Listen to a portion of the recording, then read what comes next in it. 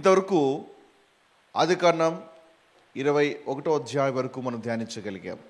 మొదటి అధ్యాయం నుంచి 21వ అధ్యాయము చివరి వచనం వరకు వచనం వెంబడి వచనాన్ని ధ్యానిస్తూ అనేక అమూల్యమైన సత్యాలు నేర్చుకోవడానికి ప్రభు కృప చూపించి ఉన్నాడు. ఆమేన్. ఈ రోజున మనము ఆదికాండము 22వ అధ్యాయాన్ని మనం ప్రారంభిస్తున్నాం. 21వ అధ్యాయంలో మనం ఏం ధ్యానించాము? ఎవరికైనా జ్ఞాపకం ఉందా? 21వ అధ్యాయం ఏం ధ్యానించాము? అబ్రహాము శారాను దేవుడు దీవించగా కుమారుడు జన్మించాడు, ఇస్సాకు జన్మించాడు. కాబట్టి మునుపటి అధ్యాయంలో ఏం ధ్యానించాము? మొదటిది ఇస్సాకు జన్మకు క్రీస్తు జన్మకు ఉన్నటువంటి కొన్ని దగ్గరి పోలికలు ధ్యానించాం. అలాగే మరి ఇస్సాకు పాలు త్రాగుట, ఇస్సాకు పాలు విడుచుట, ఇస్సాకు బలమైన ఆహారమును భుజించుట, ఇది ఒక విశ్వాస జీవితంలో ఏ విధంగా పోల్చబడ్డాయో అనేక లోతైన విషయాలు మనము పోయిన వారం మనం నేర్చుకోగలిగాం. అలాగే మరి ఇస్సాకు మరి పాలు విడిచిన తర్వాత అబ్రహాము గొప్ప విందు చేస్తాడు. ఆ విందు తండ్రికి ఏ విధంగా సరిపోల్చబడిందో మనం చూసాం. అలాగే ఇష్మాయేలు ఇస్సాకుని పరిహసించడం కూడా చూసాం. కాబట్టి ఇష్మాయేలు అండ్ ఇస్సాకు మధ్య ఉన్నటువంటి కొన్ని తేడాలు, అవి ఇష్మాయేలు ఇస్సాకు ఈరోజు మరి ప్రస్తుతపు పరిస్థితుల్లో ఏ విధంగా పోల్చబడుతుందో కూడా మనం అనేక విషయాలు మనం తెలుసుకుందాం. ఆ తర్వాత అబ్రహాము ఏ విధంగా మరి శారా మాట వినమని దేవుడు చెప్పినప్పుడు శారా మాట విని మరి ఇష్మాయిల్ని అలాగే దాసి వంటి హగర్ని ఏ విధంగా తన ఇంటి నుంచి పంపివేస్తాడో కూడా మనం చూసాం. అరణ్యంలో తిరలాడుతున్నటువంటి హగరు ఏ విధంగా ఆ పిల్లవాడిని అక్కడ పడేసిందో, మరి ఏ విధంగా ఆ పిల్లవాడిని కేకలు విని దేవుడు ఏ విధంగా స్పందించి ఉన్నాడో, నీటి ఊటను దేవుడు చూపించి ఆ నీటిని ఏ విధంగా హగరు ఆ ఇష్మాయిల్కు తాపి ఉందో, ఆ అరణ్యపు అనుభవంలో అనేక విషయాలు మనము స్పిరిచువల్ లైఫ్కి అప్లై చేస్తూ అనేక పాటలు మనం నేర్చుకున్నాం. ఆమేన్. సో అధ్యాయం చివరిలో ఏం నేర్చుకున్నాం మనము? రాజటువంటి అబీమెలెకుతో అబ్రహాము చేసేటువంటి ఒక నిబంధన చూసాం. దానికే ఆ స్థలానికి అబ్రహాము బెర్షెబా అని ఒక పేరు పెడతారు. అది ఒక నిబంధనకు గుర్తుగా మరి ఆ ప్రాంతానికి అబ్రహాము ఆ పేరు పెడతాడు. ఆమేన్. ఈ రోజున మనము 22వ అధ్యాయాన్ని ధ్యానించబోతున్నాం. 22వ అధ్యాయాన్ని మనం బాగా గమనించినట్లయితే ఈ అధ్యాయంలో దేవుడు అబ్రహామును 3 సార్లు పిలుస్తున్నాడు. అబ్రహామా అని ఆయన 3 సార్లు అబ్రహామును పిలుస్తున్నాడు. 22వ అధ్యాయం మొదటి వచనంలో అబ్రహాముని పరిశోధించుటకు అబ్రహాముని పిలిచాడు. అదే అధ్యాయం 11వ వచనంలో ఇస్సాకును కాపాడే ప్రయత్నంలో అబ్రహామా అని 2వసారి కూడా పిలిచాడు. అదే అధ్యాయం 15వ వచనంలో అబ్రహాముని ఆశీర్వదించుటకు అబ్రహాము అని సంబోధిస్తున్నాడు. కాబట్టి అధ్యాయం అంతట్లో కూడా దేవుడు అబ్రహాముని 3 సార్లు పిలిచినట్టుగా మనం చూస్తూ ఉన్నాం. ఆమేన్. ఎప్పుడైతే ఈ యొక్క అబ్రహాముని 3 సార్లు దేవుడు పిలిచి ఉన్నాడో, ఈ పిలుపు 3 రకాలుగా విశ్వాస జీవితంలో ఉన్నది అన్న విషయాన్ని నేను అవగాహన చేసుకున్నాను. దేవుడు అబ్రహాముని 3 సార్లు పిలిచినట్లుగా ఈరోజు క్రైస్తవ జీవితంలో దేవుడు కూడా ప్రతి విశ్వాసుని 3 స్థాయిలో ప్రతి విశ్వాసుని పిలుస్తూ ఉన్నాడు అనే విషయాన్ని నేను అవగాహన చేసుకున్నాను. కాబట్టి విశ్వాస జీవితంలో కూడా పిలుపుడు దేవుడు 3 సార్లు పిలుస్తున్నాడు. ఆమేన్. విశ్వాసిని కూడా దేవుడు 3 రకాలుగా 3 సార్లు పిలుస్తున్నాడు. మొదటి పిలుపు రక్షణ కొరకైన పిలుపు. చెప్పండి, ఏం పిలుపు అది? First call is for salvation. మొదటి పిలుపు రక్షణ కొరకై ఇవ్వబడిన పిలుపు. యోహాను సువార్త మొదటి అధ్యాయం 35 నుంచి 40 వచనం వరకు యేసు ప్రభువారు తన శిష్యుల్ని కూడా 3 సార్లు పిలిచాడు. 3 సార్లు పిలుచుట 3 అనుభవాలు సూచిస్తూ ఉంది. యోహాను సువార్త మొదటి అధ్యాయం 35 నుంచి 40 వచనం వరకు. మర్నాడు మరలా యోహాను అతని శిష్యులలో 2 నిలుచుచుండగా అతడు నడుచుచున్న యేసు వైపు చూచి, ఇదిగో దేవుని గొర్రెపిల్ల అని చెప్పాను. అతడు చెప్పిన మాట ఆ 2 శిష్యులు విని యేసుని వెంబడించిరి. యేసు వెనుకకు తిరిగి వారు తను వెంబడించుట చూచి, మీరేమి వెతుకుచున్నారని వారు అడగగా, వారు రబ్బీ నీవెక్కడ కాపురం ఉన్నావు అని నన్ను అడిగిరి. రబ్బీ అనే మాటకు బోధకుడు అని అర్థం. వచ్చి చూడండి, కమ్ అండ్ సీ. యేసు ప్రభువు ఏమన్నాడు?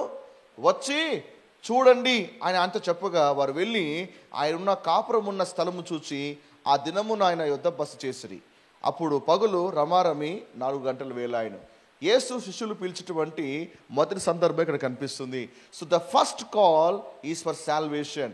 శిష్యులకి ఇవ్వబడినటువంటి మొదటి పిలుపు రక్షణ కొరకై ఇవ్వబడిన మొదటి పిలుపు. ఆమేన్.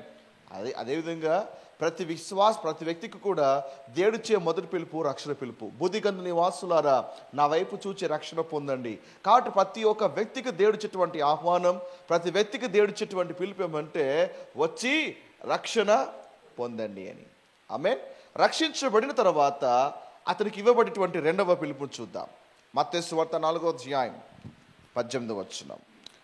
యేసు గలిలయ సముద్ర తీరమున నడుచుచుండగా పేతురు అనబడిన సీమోను అతని సహోదరైన ఆంద్రేయ అను 2 సహోదరులు సముద్రంలో వలవేయుట చూచెను. వారు జాలరులు. ఆయన నా వెంబడి రండి, నేను మిమ్మల్ని మనుషులు పట్టు జాలుగా చేతులని వారితో చెప్పాను. నా వెంబడి రండి, ఫాలో మీ అని యేసు మాట్లాడుతున్నాడు. ఇది శిష్యులకి ఇవ్వబడిన రెండవ పిలుపు. ఆంద్రేయ పేతురు ఇక్కడ చూస్తున్నాం. కాబట్టి ఆంద్రేయ పేతురు మొదట ఎక్కడ చూసాము? యోహాను సువార్త మొదటి అధ్యాయంలో చూసాం. కాబట్టి ఆ రోజంతా కూడా యేసు దగ్గర బస చేశారు, యేసుతోనే ఉన్నారు. That's the first call. ఇప్పుడు పేతురుని రెండోసారి పిలుస్తున్నాడు, నా వెంబడి రండి అని. హల్లెలూయా.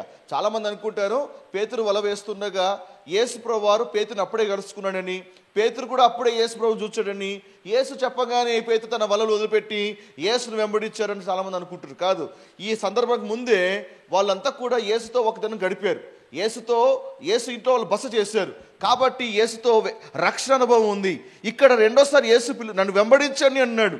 మొదటిదేమో రక్షణకు ఇవ్వబడిన పిలుపు, రెండవది ఏమంటే తన సేవ కొరకే ఎన్నుకోవడానికి దేవుడిస్తున్నటువంటి పిలుపు. This a call for the ministry. హల్లెలూయా.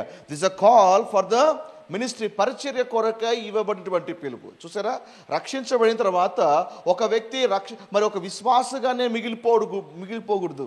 ఆ వ్యక్తి పట్ల దేవుని సంకల్పం ఏమంటే రక్షించబడిన తరువాత అతడు దేవుని కొరకై తర్ఫీదు పొందాలి. అతడు దేవుని దగ్గర చాలా విషయాలు నేర్చుకోగలగాలి.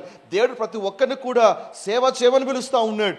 ప్రతి ఒక్కరు కూడా వాడబడాలని, ఆయన కొరకు పంపబడాలని, ఆయన కొరకు పరిచర్య చేయాలని దేవుడు అందరి పట్ల సంకల్పాన్ని కలిగి ఉన్నాడు. హల్లెలూయా. దేవుడు కేవలం ఒక బిలీవర్గా ఉండిపోవడానికి ఎవరు పిలవడం దేని బిడ్డరా? ప్రతి ఒక్కరు కూడా ఆయన పరిచయంలో వాడబడాలి అనేది ఆయన సంకల్పం అయి ఉన్నది. హల్లెలూయా. సో కాబట్టి ఈ రెండవ పిలుపు ఏమంటే సేవ కొరకై ఇవ్వబడినటువంటి ఆ పిలుపు. అక్కడ నుంచి వాళ్ళు యేసుని వెంబడించారు. కాబట్టి తమ వలను వదిలిపెట్టారు, తమ దోణను వదిలిపెట్టారు, యేసుని వాళ్ళు వెంబడిస్తూ ఉన్నారు. వెంబడిస్తూ గ్రామానికి సువార్త సేవ చేస్తూ ఉన్నారు. యేసుతో పాటే పరిచయలో సాగుతూ ఉన్నారు. ఇప్పుడు వాళ్ళకి మూడవ పిలుపు ఇవ్వబడతా ఉంది. మత్తయి సువార్త 10వ అధ్యాయం 1వ వచనం. ఆయన తన 12 మంది శిష్యులను పిలిచి అపవిత్రాత్మ వెళ్ళగొట్టుటకును, ప్రతి విధమైన రోగమును, ప్రతి విధమైన వ్యాధిని స్వస్థపరచుటకును వారికి అధికారం ఇచ్చెను. ఆ 12 మంది అపోస్తుల పేర్లు ఏమనగా అని అపోస్తుల పేర్లని కూడా రాయబడి ఉంది. కాబట్టి మొదటి వచనంలో ఉంది తన 12 మంది శిష్యులని ఇప్పుడు పిలుస్తూ ఉన్నాడు. మొదటి పిలుపు ఏంటి? రక్షణ కొరకు ఇవ్వబడిన పిలుపు. రెండవ పిలుపు ఏంటి? సేవ కొరకై పిలువబడిన పిలుపు. మూడవ పిలుపు ఏంటి? సేవ కొరకై పంపబడ్డానికి ఇవ్వబడినటువంటి పిలుపు అది. కాబట్టి మొదటి పిలుపుకి రెండవ పిలుపు మధ్య ఏం జరిగింది? శిష్యులు యేసుతో పాటు ఉన్నారు, యేసుతో పాటు తిరుగుతూ ఉన్నారు, యేసు దగ్గర తర్ఫీదు పొందుకుంటూ ఉన్నారు, యేసయ్య బోధనలు వింటూ ఉన్నారు, యేసయ్య ఏ విధంగా పరిచయం చేస్తున్నాడు, దయ్యాలు ఎలగొడుతున్నాడు, రోగులను స్వస్థపరుస్తున్నాడు, చనిపోయిన వాళ్ళు లేపుతున్నాడు, ఏ విధంగా కనికరం చూపుతున్నాడు. కాబట్టి పరిచర్య మెలకువలన్నీ కూడా శిష్యులు యేసు దగ్గర నేర్చుకుంటూ ఉన్నారు. ఒక దశకు రాగానే now they are matured people, వాళ్ళు చాలా పరిపక్వత చెందినటువంటి ఒక విశ్వాసులు. దేవుడు చూచాడు, ఓకే ఈ స్థాయిలో అయితే నా శిష్యులు పంపినప్పుడు ఖచ్చితంగా జరిగించగలుగుతారు, ఈ స్థాయిలో మరి నా శిష్యులు పంపించినప్పుడు సమర్థంగా మరి పరిచర్య జరిగించగలుగుతారని దేవుడు గ్రహించి మూడవ పిలుపు now you are well trained, ఇప్పుడు మీరు తర్ఫీదు పొంది ఉన్నారు కాబట్టి ఇప్పుడు మీరు వెళ్ళండి అని పిలిచి వారిని ఆశీర్వదించి వారిని పంపుతున్నాడు. కాబట్టి 6వ వచనంలో మీరు వెళ్ళండి. చూసారా, ఇశ్రాయేలు వంశంలో నశించిన గొర్రెలకే వెళ్ళుడి. ఎలాంటి వాళ్ళతో దేవుడు వెళ్ళుడి అని చెప్తున్నాడు? వచ్చిన వాళ్ళందరినీ కూడా దేవుడు వెళ్ళమని చెప్పాడు. గ్రహిస్తున్నారా? రక్షించబడిన ప్రతి ఒక్కరిని దేవుడు వెళ్ళమని చెప్పాడు. రక్షించబడిన తర్వాత మొదటి పిలుపులో నువ్వు దేవుని దగ్గర రక్షించబడిన తర్వాత, రక్షణలోకి వచ్చిన తర్వాత, మొదటి పిలుపు పొందుకున్నాక రెండవ స్థాయి ఏంటంటే నువ్వు తర్ఫీదు పొందాలి. నీవు మెలకువలు నేర్చుకోవాలి, నువ్వు జాత వహించగలగాలి, వాక్యంలో నీకు అనుభవం కలిగి ఉండాలి, పునాది వేసుకోగలగాలి. ఈ స్థాయిలో నీవు దేవుని దగ్గర బాగా తర్ఫీదు పొందితేనే మూడవ పిలుపు ఏంటి, ప్రభు నిన్ను పిలిచి నిన్ను వెళ్ళండి, నువ్వు వెళ్ళు అని దేవుడు చెప్పువాడుగా ఉన్నాడు. ఈరోజు చాలామంది చేసేటువంటి మిస్టేక్ ఏమంటే, మొదటి పిలుపు పొందుకున్నాక ఇమ్మీడియట్గా స్ట్రైట్ అవే థర్డ్ పిలుపులోకి జంప్ అవుతుంటారు. దేవుడు పిలిచాడు కదా, ఇప్పుడే సేవలో దూకేస్తా అని రక్షించబడిన వెంటనే సేవలో దూకుతూ ఉంటారు. రక్షించబడిన వెంటనే సేవ అని పరిగెత్తుతూ ఉంటారు. Where they make lot of blunders. చాలా తప్పులు చేస్తూ ఉంటారు, బ్లండర్స్ చేస్తూ ఉంటారు, దేవునికి అవమానం తీసుకొని వస్తుంటారు. కారణం ఏమంటే వాళ్ళు ఇంకా పరిపక్వత చెందలేదు, నాయకత్వంలో ఇంకా శిక్షణ పొందలేదు కదా. కాబట్టి దేవుని యొక్క పిలుపులో ఇంకా పొందవలసినటువంటి ఒక అనుభవాన్ని ఇంకా వాళ్ళు పొంది ఉండని కారణంగా అప్పుడప్పుడే వెంటనే జంప్ అవడం ద్వారా they are making lot of blunders. అందుకే నేను అందరికీ సలహా ఇచ్చేది ఏమంటే, సంపూర్ణ సేవకు రావాలి అంటే మొదటి పిలుపుకి మూడవ పిలుపు మధ్య తర్ఫీదు అనే ఒక పిలుపు ఉంటుంది. ప్రతి వ్యక్తి కూడా ఆ తర్ఫీదు గుండా వెళ్ళాల్సిందే. ఆది కాండం నుంచి మరి చివరి గ్రంథం వరకు కూడా వాక్యములో పునాది వేసుకోవాలి. సంఘపు నాయకత్వం అంటే ఏంటి, లీడర్ అంటే ఏంటి, కాన్ఫ్లిక్ట్ రెజల్యూషన్స్ ఎలా చేయాలి, గోల్ సెట్టింగ్ ఎలా చేసుకోవాలి, విజన్ ఎలా కలిగి ఉండగలగాలి, ఏ విధంగా ముందుకు సాగగలుగుతూ ఉండాలి, సంఘ నిర్మాణం అంటే ఏంటి, కాపరిగా ఎలా ముందుకు వెళ్ళాలి, అండ్ బిలీవర్స్ పట్ల, విశ్వాసుల పట్ల ఏ విధంగా ఎలాంటి వైఖరిని ప్రదర్శించగలగాలి, ఒడిదుడుకులు ఎలా హ్యాండిల్ చేయగలగాలో ఇవేమీ తెలియకపోతే అలాంటి వ్యక్తి బ్లండర్ చేస్తే అది దేవుని యొక్క సంఘానికి ఒక పెద్ద డ్యామేజ్ వస్తుంది. సో అందుకే training is very much important. చాలామంది అంటుంటారు, ఎక్కడ ట్రైనింగ్ సార్, దేవుడు అందరిని ట్రైనింగ్ పిలిపించాడా, దేవుడు ట్రైనింగ్ చాలామంది వాడుకోలే అని చాలామంది అంటుంటారు. అఫ్ కోర్స్ వాళ్ళు చెప్పేటువంటి ఎగ్జాంపుల్ తెలుసా, సమరస్తుని ఎగ్జాంపుల్గా తీసుకుంటారు కదా. ఆ తర్వాత సమాధిలో దయ్యం పట్టిన వ్యక్తిని దేవుడు స్వస్థపరిచాక ఆ వ్యక్తి అందరికి వెళ్ళి సువార్త సేవ చేశారు. వాళ్ళందరూ సేవ చేయలే అని మాట్లాడుతుంటారు. ఇట్స్ గుడ్, ఒక బిలీవర్గా వాళ్ళు సేవ చేశారు, not as a pastor and not as a leaders. వాళ్ళు కేవలం సమరస్త్రీ కానీ ఆ దైవం పట్టిన వ్యక్తి కానీ స్వస్థపరచబడిన తర్వాత తమ సాక్ష్యము 10 మంది పంచుకున్నారు. ఒక బిలీవర్స్ లెవెల్లో వాళ్ళు వెళ్ళి సేవ చేశారు. కాబట్టి ఒక బిలీవర్గా వెళ్ళి సేవ చేయడంలో ఎలాంటి ట్రైనింగ్ అవసరం లేదు. But if you want to move as a leader, నువ్వు ఒక నాయకుడిగా ముందుకు వెళ్ళాలి అన్నా, ఒక బాధ్యత కలిగినటువంటి ఒక స్థానం చేపట్టి ముందుకు వెళ్ళాలన్నా proper foundation is very very important. Hallelujah. ఒక చిన్న బ్లండర్ చాలండి లోకమంతా దుమ్మెత్తిపోయడానికి. ఒక చిన్న లోపం చాలు, ఒక చిన్న రాంగ్ స్టెప్ చాలు, లోకస్లు కాసుకో ఉంటారు ఎప్పుడెప్పుడు అటాక్ చేద్దామా అని, దాడి చేద్దామా అని. అందుకే training is very very important. Amen. మొదటి పిలుపులో నీవు రెండో పిలుపుకి రావాలి. దేవుడిని నేర్పిస్తున్నాడు, నేర్చుకో, ప్రిపేర్ యువర్ సెల్ఫ్. నువ్వు బాగా స్థిరపరచుకో, దేవుని వాక్యంతో అనుసంధానం ఏర్పరచుకో. తర్ఫీదు పొందిన తర్వాత ఆ తర్వాత దేవుడు చూస్తాడు. దేవుడు నీ ఆత్మీయ స్థాయిని చూచిన తర్వాత దేవుడు చెప్తాడు, ఓకే ఇప్పుడు నువ్వు వెళ్ళు అని దేవుడు చెప్పినప్పుడు, దేవుడు చెప్పిన టైంలో నువ్వు వెళ్ళినప్పుడు అద్భుతాలు జరుగుతాయి. హల్లెలూయా. ఆమేన్. పలుకు చెప్పండి, నా మొదటి పిలుపు నుంచి రెండవ పిలుపులోకి రావాలి, రెండవ పిలుపు నుంచి మూడవ పిలుపులోకి అడుగు పెట్టాలి. మన జీవితంలో అబ్రహాముకి ఇవ్వబడిన 3 పిలుపులు మన జీవితంలో కూడా నెరవేర్చబడాలి. నా సంఘంలో ఎవరు కూడా బిలీవర్గా మిగిలిపోవడం నాకు ఇష్టం లేదు. అర్థమవుతుందా? నా చర్చ్లో ఎవరు కూడా బిలీవర్ కానీ 30 ఏళ్ళైనా 40 ఏళ్ళైనా ఏవండి పసిపిల్లడిగా చెలో కూర్చున్నాం, ముసలోడు అయ్యేంత వరకు చెలోని కూర్చుంటా అంటే కుదరదు. కొంత బాగా అలవాటు అనమాట, అలాగే ఉండిపోదాం. దేవుడు నాకు ఇట్లే పిలిచాడు, ఇలాగే జీవించేద్దాం. కుదిరే ప్రసక్తి లేదు. సిటీ చర్చ్లో మొదటి పిలుపులోంచి రెండో పిలుపు అడుగు పెట్టాల్సిందే. Get train. హల్లెలూయా. యేసు చాలామంది వెంబడించారు. ఎందుకు చాలా సేవ చేయలేకపోయారు? ఎందుకంటే వాళ్ళు పిలవగానే యేసు వెంబడించారు కానీ రెండో పిలుపులో అడుగు పెట్టలేకపోయారు చాలామంది. సో రెండో పిలుపులో లేదు కాబట్టి యేసు ప్రభువారు అట్టి వారిని పంపలేకపోయాడు. మీరందరూ కూడా యేసు నామములో ఈ మూడో పిలుపులోకి మీరు వచ్చుదురు కాక. దేవుడు మిమ్మల్ని చూసి మిమ్మల్ని యోగ్యులుగా చూడగలగాలి, నమ్మకస్తులుగా చూడగలగాలి. ఈ బిడ్డతో చక్కగా సేవ చేస్తుంది, ఈ బిడ్డతో చక్కగా వాక్య పరిచయం చేస్తుంది, ఈ బిడ్డతో చక్కగా సంఘాన్ని నడిపిస్తుంది, నేను మంచిగా తర్ఫీదు ఇచ్చాను, ఇంతకాలం శిక్షణ పొందింది, నా దగ్గర చాలా నేర్చుకుంది, నేర్చుకునే వైఖరి, నేర్చుకునేటువంటి స్వభావం ఈ బిడ్డ కలిగి ఉన్నాడు అని దేవుడు చూచిన తర్వాత దావీదుని ఎన్నుకున్నట్టుగా దేవుడిని ఎన్నుకొని నేను పంపువాడుగా ఉన్నాడు. ఆమేన్. నా జీవితంలో కూడా మరి నా 17 ఏట రక్షించబడిన తర్వాత ఇంటర్మీడియట్ ఫస్ట్ ఇయర్ ఉన్నప్పుడు సంఘం నడిపించేవాడిని. ఇంటర్మీడియట్ ఫస్ట్ ఇయర్ ఉన్నప్పుడే కాలేజ్కి వెళ్ళేవాడిని, సంఘం నడిపించేవాడిని. కాలేజ్కి వెళ్ళాను, సంఘం నడిపించేవాడిని. ఆ తర్వాత డిగ్రీ చదువుతూ సంఘం నడిపించాను. సో కాబట్టి నారా తెలుసు నా యొక్క ప్రారంభ పరిచర్యలు ఎలా ఉండేదో. కాబట్టి అలాగే పోస్ట్ గ్రాడ్యుయేషన్ ఎంసీఏ చేసి సంఘం నడిపించే ఉన్నాయి. చాలాసార్లు అనుకునేవాడిని, ప్రభు సేవకు వస్తున్నా అని అంటే ప్రభు అన్నాడు నువ్వు వేచి ఉండాల్సిందే అన్నాడు. నాకు ఏమాత్రం ఇష్టం ఉండేది కాదు, ఎప్పుడప్పుడు సేవ స్టార్ట్ చేయాలని. దేవుడు నువ్వు వెయిట్ చేయాల్సిందే అన్నాడు. ఆ తర్వాత జాబ్ వచ్చింది, జాబ్ చేస్తూ ఉన్నాను. సేవ మరి వచ్చేయమంటావంటే దేవుడు ఆగు వేచి ఉండు అన్నాడు.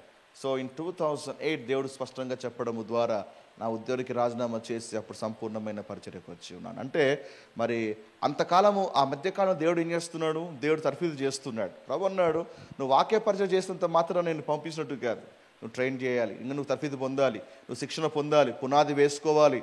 కాబట్టి నిలబడి పులిపిద నిలబడి వాక్యం చెబుతున్నామంటే వాక్యము సరిగా విభజించువానిగా ఉండగలగాలి. కాబట్టి అంతకాలం దేవుడు తర్ఫీదు చేసిన తర్వాత దేవుడు నమ్మదగినవాడుగా ఎంచి ఉన్నాడు. కాబట్టి దేవుడు సంపూర్ణ సేవకు పిలిచి ఉన్నాడు. ఆమేన్. హల్లెలూయా. చెప్ప నేను సేవ కొరకై పిలువబడ్డాను. మీరందరూ కూడా ప్రసంగం చేసే దాకా తయారు కావాలా? అందరూ ఆమె చెప్పట్లేదు. అందరూ ప్రసంగాలు చేయాలండి, అధిక ప్రసంగాలు కాదు, ప్రసంగాలు చేయాలి. హల్లెలూయా, హల్లెలూయా. ప్రసంగాలు చేయాలి. ఆమేన్. ప్రతి ఒక్కరు నిలబడాలి, ప్రీచ్ చేయగలగాలి. మీరు ఎంతగా తర్ఫీదు పొందుతారో చాలా చోట్ల కొన్ని మీటింగ్లకి అయితే తమ్ముడు తెలుసు, చాలా చోట్ల ఆహ్వానం వస్తుంది కానీ వెళ్ళలేని పరిస్థితి. సో కాబట్టి మీరందరూ కూడా లేచి ఉన్నారనుకోండి, నా తరఫున నా డిసైపుల్ పంపిస్తుందని చెప్పగలుగుతాను. హ్యాపీగా మీరు వెళ్ళి వాక్య పరిచయం చేసి రావచ్చు. మన సంఘాలు చాలా ఉన్నాయి, బ్రాంచ్ చర్చ్ చాలా ఉన్నాయి. సో ఇంతవరకు మేమే పరిగెత్తు వాక్య పరిచయం చేస్తూ ఉన్నాం. మీరు తర్ఫీదు పొంది వాక్యం చెప్పే స్థాయికి మీరు ఎదగగలిగితే మా భారము మీరు మొయ్యవరుగా ఉంటారు. తద్వారా ఫ్యూచర్లో కూడా అనేక సంఘాలు స్థాపించినప్పుడు వాటిని కూడా పర్యవేక్షించేటువంటి నాయకులుగా మీకు నియమించబడతారు. కాబట్టి రైజ్ అప్, మీ యొక్క స్టాండర్డ్ నుంచి మీరు రైజ్ చేయండి. మీరు లేవనెత్తబడాలి, మీరు పురికొల్పబడాలి, వాక్యం చెప్పేటువంటి స్థాయికి మీరు రాగలగాలి. ఆమేన్. Right, okay. ఆ సంగతులు జరిగిన తరువాత మొదటి 2 వచనాలు. ఆ సంగతులు జరిగిన తరువాత దేవుడు అబ్రహాముని పరిశోధించాను. ఎట్లనగా ఆయన అబ్రహామా అని పిలువగా అతడు చిత్తం ప్రభువా అనెను. అప్పుడు ఆయన నీకు ఒక్కడై ఉన్న నీ కుమారుని అనగా నీవు ప్రేమించు ఇస్సాకును తీసుకొని మొరియా దేశమునకు వెళ్ళి అక్కడ నేను నీతో చెప్పబో పర్వతములలో ఒక దాని మీద దహన బలిగా అతన్ని అర్పించుమని చెప్పాను. ఆ సంగతులు జరిగిన తర్వాత అనే మాట జ్ఞాపకం ఉంచుకోవాలి.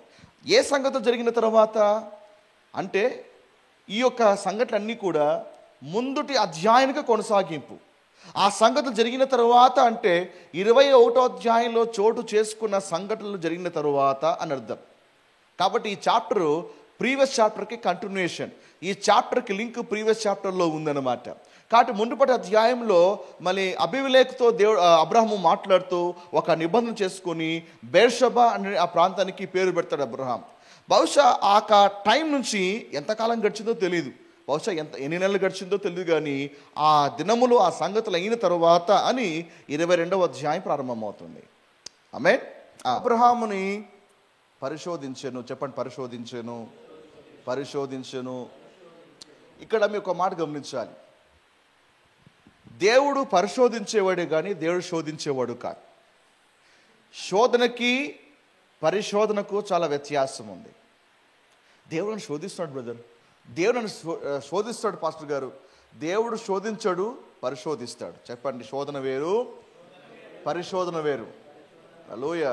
దేవుడు పరిశోధిస్తాడు, సాతాను శోధిస్తాడు. ఆమేన్. కాబట్టి పరిశోధనకి శోధనకి తేడా ఏంటి? పరిశోధనలో దేవుడు నువ్వు నెగ్గాలని కోరుకుంటాడు, శోధనలో అపవాది నువ్వు పడిపోవాలని కోరుకుంటాడు. అర్థమవుతుందా? పరిశోధనలో దేవుని సంకల్పము నువ్వు నెగ్గాలని, శోధనలో అపవాద సంకల్పము నువ్వు పడిపోవాలని. చెప్పండి, దేవుడు నిజంగా శోధించేవాడైతే నేను పడిపోవాలని కోరుకున్నట్టే కదా.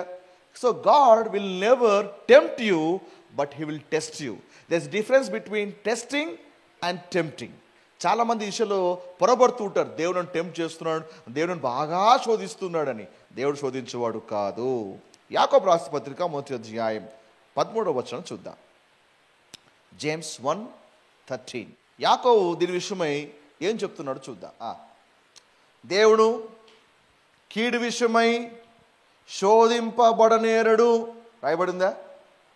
కాబట్టి కీడు విషయమై శోధించేవాడు కాదు, సాతాను శోధిస్తాడు ఆ విధంగా. కానీ దేవుడు కీడు విషయమై శోధింపబడనేరడు. ఆయన ఎవరిని శోధింపడు గనుక, ఎవడైనా శోధింపబడినప్పుడు నేను దేవుని చేత శోధింపబడుచున్నానని అనకూడదు. కాబట్టి టెంప్టింగ్ వేరు, టెస్టింగ్ వేరు. నాకు ఈ టెంప్టింగ్ పదే పదే దేవుడు పెడతాడండి. ఈ శోధనలు దేవుడు పదే పదే తీసుకుని వస్తున్నాడు నా జీవితంలో. దేవుడు పడిపోవడానికి నీకు శోధనలు తీసుకురాడు. దేవుడు నిన్ను ఎవరిని కూల్చడానికి శోధనలు తీసుకురాడు. దేవుడు ఎప్పుడు కూడా కీడు విషయమై శోధించేవాడు కాదు. అలాంటి శోధనలు వచ్చాయి పడద్రోయబడ్డానికి, నేను కూల్చడానికి వచ్చి ఉన్నాయంటే అవి దేవుడి నుంచి వచ్చినవి కాదు, అపవాది నుంచి వచ్చినవి. ఆమేన్. పలుకు చెప్పండి. దేవుడు శోధిస్తాడు కానీ, అవునా? దేవుడు పరిశోధిస్తాడు కానీ శోధించేవాడు కాదు. చాలా కేర్ఫుల్గా ఉండాలి. హల్లెలూయా. సో ఇంతకీ ఈ పరిశోధన ఎందుకు వస్తాయి? ఈ పరిశోధన అన్న మాట చాలా బ్యూటిఫుల్ వర్డ్. మొదటిసారి మన బైబిల్లో ఇక్కడ కనిపిస్తుంది పరిశోధన. ఈ పరిశోధన ఒక ముఖ్య సంకల్పము, ఉద్దేశం ఏంటి తెలుసా? ఒక వ్యక్తిని ఉన్నత స్థాయికి తీసుకురావడానికే దేవుడు ఈ పరిశోధన తీసుకుని వస్తూ ఉంటాడు. ఆమేన్. ఈ టెస్ట్, ఈ పరిశోధన నిన్ను ఉన్నతమైన స్థాయికి తీసుకురావడానికి, నిన్ను ఉన్నతమైన అనుభవంలోకి తీసుకెళ్ళడానికి, నిన్ను ప్రమోట్ చేయడానికి దేవుడు ఇలాంటి పరిశోధనలు తీసుకుని వస్తూ ఉంటారు. ఉదాహరణకి స్కూల్లో పిల్లలకి ఎగ్జామ్స్ పెడుతుంటారు కదా, పరీక్ష పెడుతుంటారు. ఈ పరీక్ష శ్రమతో కూడినది అయినప్పటికీ కూడా వారు దాన్ని ఆ ఎగ్జామ్లో వాళ్ళు పాస్ అయితే చెప్పండి, వాళ్ళు అలాగే మిగిలిపోతారా? నెక్స్ట్ క్లాస్కి ప్రమోట్ అవుతారు, లేదా నెక్స్ట్ లెవెల్కి ప్రమోట్ అవుతారు. So every test will promote you. నువ్వు పాస్ అయ్యావు అంటే నెక్స్ట్ లెవెల్ ఏంటి? నువ్వు నెక్స్ట్ లెవెల్కి వెళ్ళిపోతావు. కాబట్టి నీ యొక్క పరిశోధన నీకు ప్రమోషన్ ఇవ్వడానికే దేవుడు తీసుకుని వస్తూ ఉంటాడు. బైబిల్లో దేవుడు పెట్టినటువంటి టెస్టింగ్ కూడా అలాంటివే. ఎందుకంటే ఆ స్థితిలో మిగిలిపోక నేను ఇంకొక స్థితిలోకి దేవుడు ప్రమోట్ చేస్తూ ఉంటాడు. ఉదాహరణకి యోబుని ఎగ్జాంపుల్గా తీసుకుందాం. మనకందరికీ యోబు బాగా తెలుసు కదా. యోబు గ్రంథం మొదటి అధ్యాయంలో చదివినట్లయితే యోబుకి 7,000 గొర్రెలు ఉండేటువంటి, 3,000 వంటలు ఉండేటివి, 500 జతల ఎడ్లు ఉండేటివి, 500 గాడిదలు ఉన్నాయి. ఒక్క దెబ్బకి అన్నీ లేచిపోయాయి. ఒక్క దెబ్బకి ఒక్క రోజే అన్నీ కూడా తన పశు సంపద అంతా కూడా మొత్తం అంతా కూడా కొల్లగొట్టబడింది. మొత్తం అన్ని చనిపోయాయి. అదే రోజున యోబుకి 7 మంది కుమారులు, 3 కుమార్తెలు ఉన్నారు. వాళ్ళు కూడా సేమ్ డే వాళ్ళు కూడా యోబు నష్టపోయాడు. అంటే యోబు ఆస్తి కోల్పోయాడు, యోబు ఆత్మీయుల్ని కూడా కోల్పోయాడు. 3వది యోబు తన ఆరోగ్యాన్ని కూడా కోల్పోయాడు. ఆమేన్.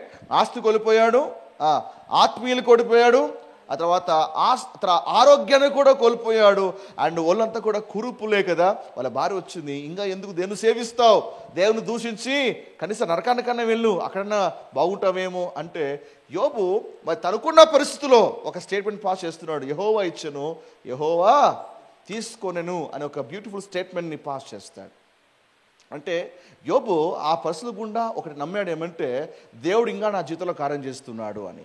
ఆ పరీక్షా కాలం అంతా అయిన తర్వాత ఆ చివరి అధ్యాయం చూసినట్లయితే యోబు తాను ఏమైతే పోగొట్టుకున్నాడో 2 తిరిగి సంపాదించుకున్నాడు.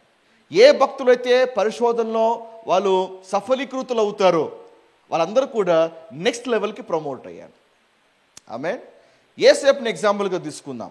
యేసేపు విషయమై మరి 105వ కీర్తన 15 నుంచి 22వ వచనంలో యేసేపు గురించి అక్కడ లేఖనం ఏం రాయబడిందంటే, యేసేపు దాసుడుగా పంపబడ్డాడు.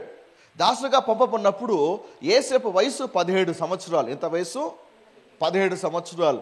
యేసేపు మరి రాజు తర్వాత అంతటి స్థానానికి ఎదిగి పరిపాలించే వయసు వచ్చినప్పుడు యేసేపు ఒక వయసు 30 ఏళ్ళు.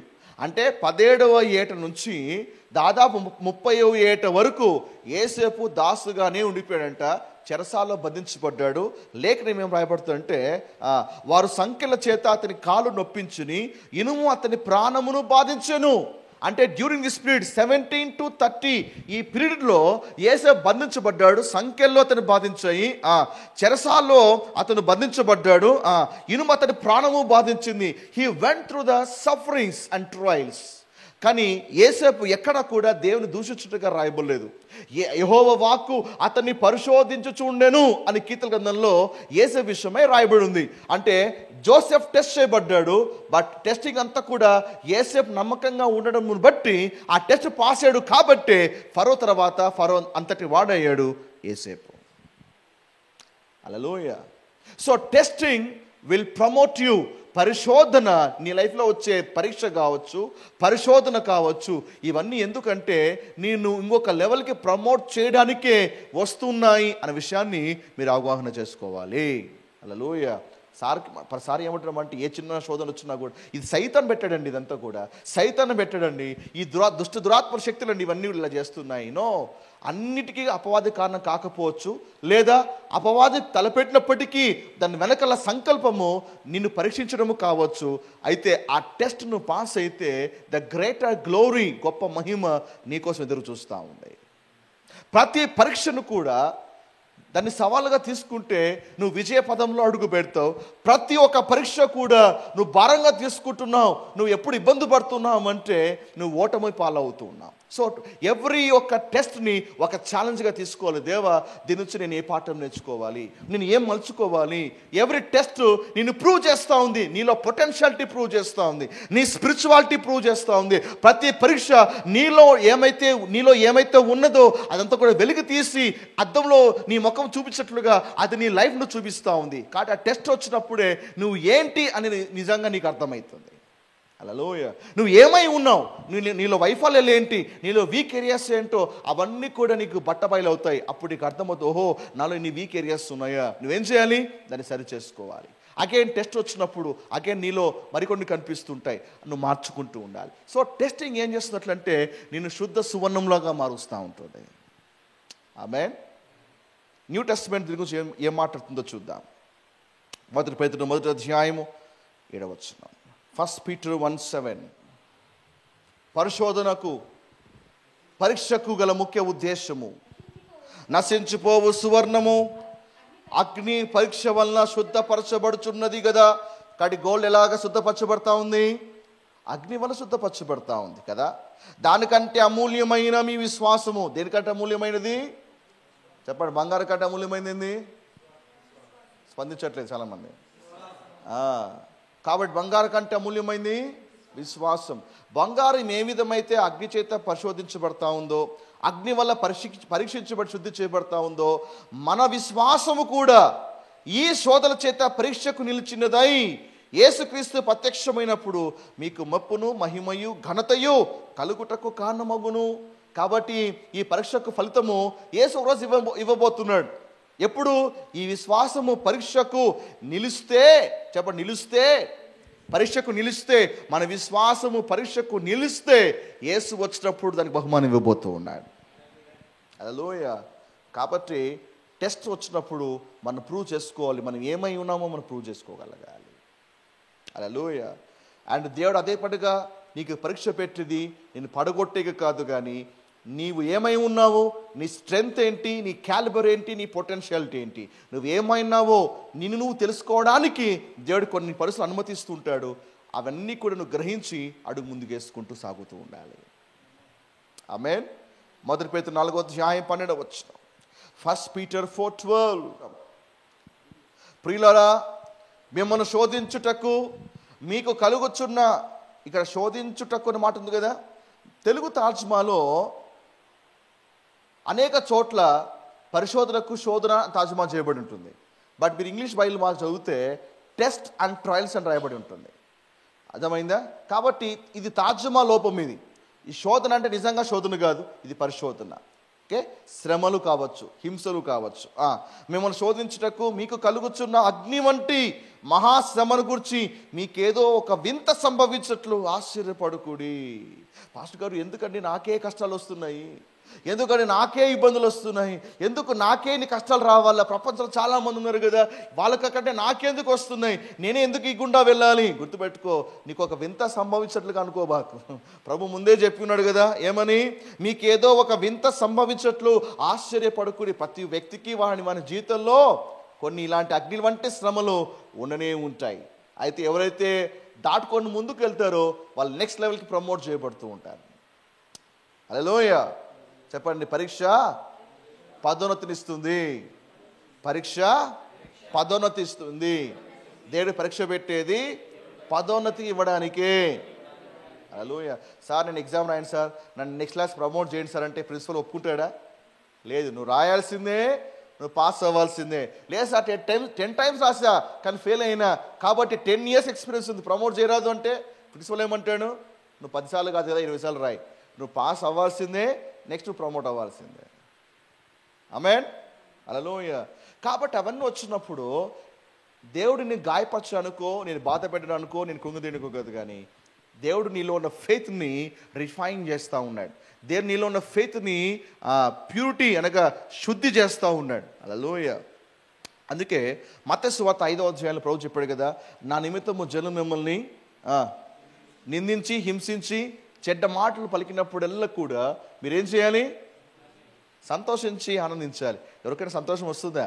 ఎవరికైనా ఆనందం వస్తుందా? ప్రభు చెప్పేకి మన అనుభవంకి చాలా తేడా ఉంది కదా. ఎవరన్నా అంటే చాలు మనకు మాట పడడం. ఎంత మాట అంది ఆ సిస్టర్, ఆ బ్రదర్ ఎంత మాట అన్నాడు తెలుసా? ఇంత చేస్తే ఇలాగన్నాడు, ఇలా చేస్తే ఇలా నన్ను అపార్థం చేసుకున్నారు. కాబట్టి లోపల ఒక రకమైనటువంటి చేదు భావము మనం డెవలప్ చేస్తూ ఉంటాం. కానీ ప్రభు చెప్పిన మాట ఏమంటే మీరు సంతోషించి ఆనందించండి. ఏం తెలుసా? ఆ పరీక్ష మీరు పాస్ అయితే పరలోకమందు మీకు ఫలము కలుగును. Hallelujah. Every time you pass the test the reward is waiting for you. పరుగు పదులో గెలిస్తే రివార్డ్ ఉంది, ఎగ్జామ్లో పాస్ అయితే ఒక రివార్డ్ ఉంది కదా. నీ టాలెంట్లో పాస్ అయితే గవర్నమెంట్ రివార్డ్ ఇస్తుంది. ఈవెన్ ద కింగ్డంలో కూడా ఏ టెస్ట్ పాస్ అయినా దేవుడికి బహుమానిస్తూ ఉన్నాడు. హల్లెలూయా. చెప్పి పరిశోధించిన తర్వాత, పాస్టర్ గారు నేను చాలా శ్రమలు పాలవుతున్నాను, ఎన్నో మాటలు పడుతున్నా తెలుసా. చాలామంది ఒక కన్ఫ్యూషన్ ఏమంటే శ్రమలు 2 రకాలుగా ఉన్నాయి. ఎన్ని రకాలుగా ఉన్నాయి? ఇక్కడ చెప్పండి. శ్రమలు 2 రకాలుగా ఉన్నాయి. దేవుని కోసం శ్రమ పడితే అది హితం. నువ్వు బుద్ధి లేకుండా తప్పులు చేస్తే దెబ్బలు తింటే అది మాత్రం హితము కాదు. చాలామంది బుద్ధి లేక వాళ్ళు తప్పులు చేసి దెబ్బలు తింటారు అనమాట. అబ్బా దేవా నీకోసం జీవిస్తానయ్యా అంటారు. అది నీ బుద్ధి లేనితనం. అది 1 పేతురు 2వ అధ్యాయం 19-20 వచనాలు. 1 Peter 2:19-20. 1 పేతురు 2వ అధ్యాయము 19-20 వచనాలు. ఎవడైనను అన్యాయముగా శ్రమ పొందుచు దేవుడు చూచుచున్నాడని ఎరిగి దుఃఖము సహించిన యెడల అది హితమగును. ఏది హితము? అన్యాయముగా శ్రమ పొందుతున్నావు, అన్యాయంగా ఇబ్బందులు పాలవుతున్నావు, దేవుడు చూస్తున్నాలే అని నీవు దుఃఖంతో దాన్ని సహిస్తున్నావు తప్పరించి ప్రతీకారం తీర్చుకోవట్లేదు. ఆ పరీక్షను ఓర్చుకుంటున్నావు, అలాంటిది హితమగును. తప్పిదమునకై దెబ్బలు తిన్నప్పుడు, గమనించండి, తప్పిదమునకై దెబ్బలు తిన్నప్పుడు మీరు సహించిన యెడల మీకేమీ గనము. మేలు చేసి బాధపడినప్పుడు మీరు సహించిన యెడల అది దేవుని హితమగును, ఇందుకు మీరు పిలువబడతారు. కాబట్టి తప్పులు చేసి దెబ్బలు తిని దేవా నీకు ఎన్ని శ్రమలైనా పడుతున్నాయా అంటే అది పిచ్చితనం. అది తప్పులు చేసి తిట్టించుకొని దేవా నీవు చెప్పావు కదా నా నామ నిమిత్తము జనములు నిందించి హింసించి చెడ్డ మాట పలికినప్పుడల్లా ధన్యులని, కాబట్టి ప్రభు నేను పడతానయ్యా. నీ బుద్ధి లేనితనం అది. నువ్వు తప్పు చేసినా తిట్టించుకున్నావు. ఇలాంటి హితము కాదు. కానీ అన్యాయముగా నువ్వు నిందల పాలవుతున్నావు, అన్యాయముగా నువ్వు పరీక్షల గుండా వెళ్తున్నావు. అలాంటి టైంలో నువ్వు దుఃఖంతో సహిస్తున్నావు. దేవుడు చూచుచున్నాడు అని చెప్ప, దేవుడు చూచుచున్నాడని. మన దేవుడు చూచేవాడా? Every time you pass to the struggle, నువ్వు ఆ శ్రమల గుండా ఇబ్బందుల గుండా నువ్వు జారుతున్న ప్రతిసారి కూడా దేవుడు చూస్తూ ఉన్నాడు. దేని బిడ్డారా అనిపిస్తుంది దేవుడు చూడట్లేదేమో. నో, దేవుడు చూస్తూ ఉన్నాడు. కానీ దేవుడు అలౌ చేస్తున్నాడు. ఎందుకు తెలుసా? ఇవి అలవయ్యే కొద్దీ అవి అలాంటి అగ్ని వంటి శ్రమలు నీలో ఉన్న విశ్వాసాన్ని అది శుద్ధి చేస్తూ ఉంది. ఆమేన్. అబ్రహామును కూడా దేవుడు స్టేజ్ బై స్టేజ్ రిఫైన్ చేసుకుంటూ వచ్చాడు. అందుకే ఒక దశలో అబ్రహాము విశ్వాసముకు తండ్రి అయ్యాడు. రాత్రి విశ్వాసం తండ్రిగా మార్చుకోలేదే, ఎన్నో తప్పులు చేశాడు. దాన్ని రిఫైన్ చేస్తూ ఉన్నాడు, శుద్ధి చేసి and finally he became the father of many nations. Amen. ఆ సంగతి జరిగిన తర్వాత దేవుడు అబ్రహామును పరిశోధించను. ఎట్లనగా ఆయన అబ్రహామా అని పిలువగా అతడు చిత్తము ప్రభువా నేను చెప్పండి, చిత్తం ప్రభువా. అబ్రహాము జీవితంలో ఒక ఉన్నతమైన అద్భుతమైన లక్షణం ఏంటి తెలుసా? ఎప్పుడు దేవుడు మాట్లాడినా చిత్తం ప్రభువా అలాగే కానీ, చిత్తం ప్రభువా అలాగే కానీ. పేతురుకు ఒక లక్షణం ఉంది. అపోస్తలుల కార్యం 10వ అధ్యాయం 14వ వచనంలో దేవుడు ఇది చేయరా బాబు అంటే పేతురు అన్నాడు వద్దు ప్రభువా అన్నాడు. ఇది పేతురు ఒక స్టేట్మెంట్. అబ్రహాం ఏమన్నాడు? నీ చిత్తం కానీ. పేతురు ఏమన్నాడు? వద్దు ప్రభువా. నీ లైఫ్లో దేవుడు నీతో మాట్లాడినప్పుడు నీ రెస్పాన్స్ ఏమై ఉంటుంది? దేవుడు ఏ విషయమైనా నీతో మాట్లాడుతున్నప్పుడు అది ఎలాంటిదైనా సరే, దాని గురించి ఎలాంటి క్లూస్ దేవుడు ఇవ్వకపోయినా సరే, దేవుడు మాట్లాడుతున్నది అది దానికి ఎంత మూల్యమో చెల్లించాలైనా పర్లేదు. What ever it is, let your will be done. నీ చిత్తం ప్రభువా అని చెప్పగలుగుతున్నావా? లేదా దేవుడు చెప్పిన మాట అన్నీ కూడా బెరుజు వేసుకొని వద్దు ప్రభువా అని అంటున్నావా? మన ఆన్సర్ ఎప్పుడు కూడా మన యజమానునికి ఎస్ లార్డ్ అయి ఉండాలి. సండే పాట పడుతుంది కదా, yes Lord, yes Lord, yes yes Lord. పాటలో ఎస్ అని చెప్తాము, కానీ నిజంగా దేవుడు మనతో మాట్లాడినప్పుడు no Lord, no Lord, no no, ఇది ఇది తప్ప, నువ్వు ఏదైనా చెప్పుకోవాల్సిందే. చెప్పండి, ఎంత మూల్యమైన మన దేవుడు మాట్లాడుతున్నాడు అంటే మారు మాట్లాడక మన దగ్గర ఒకే ఆన్సర్ ఉండాలి, ఎస్ లార్డ్. దేవుడు ఏం చూస్తూ మాట్లాడుతూ ఇది చెయ్యండి అంటే దేవదూతలు నో చెప్తారా? బయలు మొత్తం తిరిగేయండి, ఏ దేవదూత అయినా సరే నేను వెళ్ళను, ఇంకోని పంపించుకోవాల్సి ఉంటే నేను ఎగిరి ఎగిరి నా రెక్కలు మోస్తా ఉన్నాయి, నా వల్ల కాదు, నేనే దొరికానా, ఇంకో లేరా దేవదూత? పరలోకంలో ఏ దేవదూత అయినా దేవునికి నో చెప్పారా? కానీ మనుషుడే దేవుడికి నో చెప్తున్నాడు. దేవుడు పక్షులతో మాట్లాడుతుంటే పక్షులు పడతా ఉన్నాయి, జంతువులతో మాట్లాడుతుంటే జంతువులు ఎస్ లార్డ్ అంటున్నాయి. ఏమండి, సృష్టితో మాట్లాడుతుంటే సృష్టి కూడా ఎస్ లార్డ్ అంటున్నాయి. కానీ మనుషుతో దేవుడు మాట్లాడుతుంటే నో లార్డ్, ఇది తప్ప, చూస్తా, నాకు కన్వీనియంట్ అయితే చేస్తా, లేకపోతే లేదు. God expects 100% obedience. హల్లెలూయా. చిత్తం ప్రభువా, చెప్పండి, చిత్తం ప్రభువా, చిత్తం ప్రభువా. ఇంకొక అంతరం తెలుసా? నువ్వు మాట్లాడబోయేది ఏదైనా కానీ గాక దానికి నేను సమ్మతిస్తున్నాను అని అర్థం.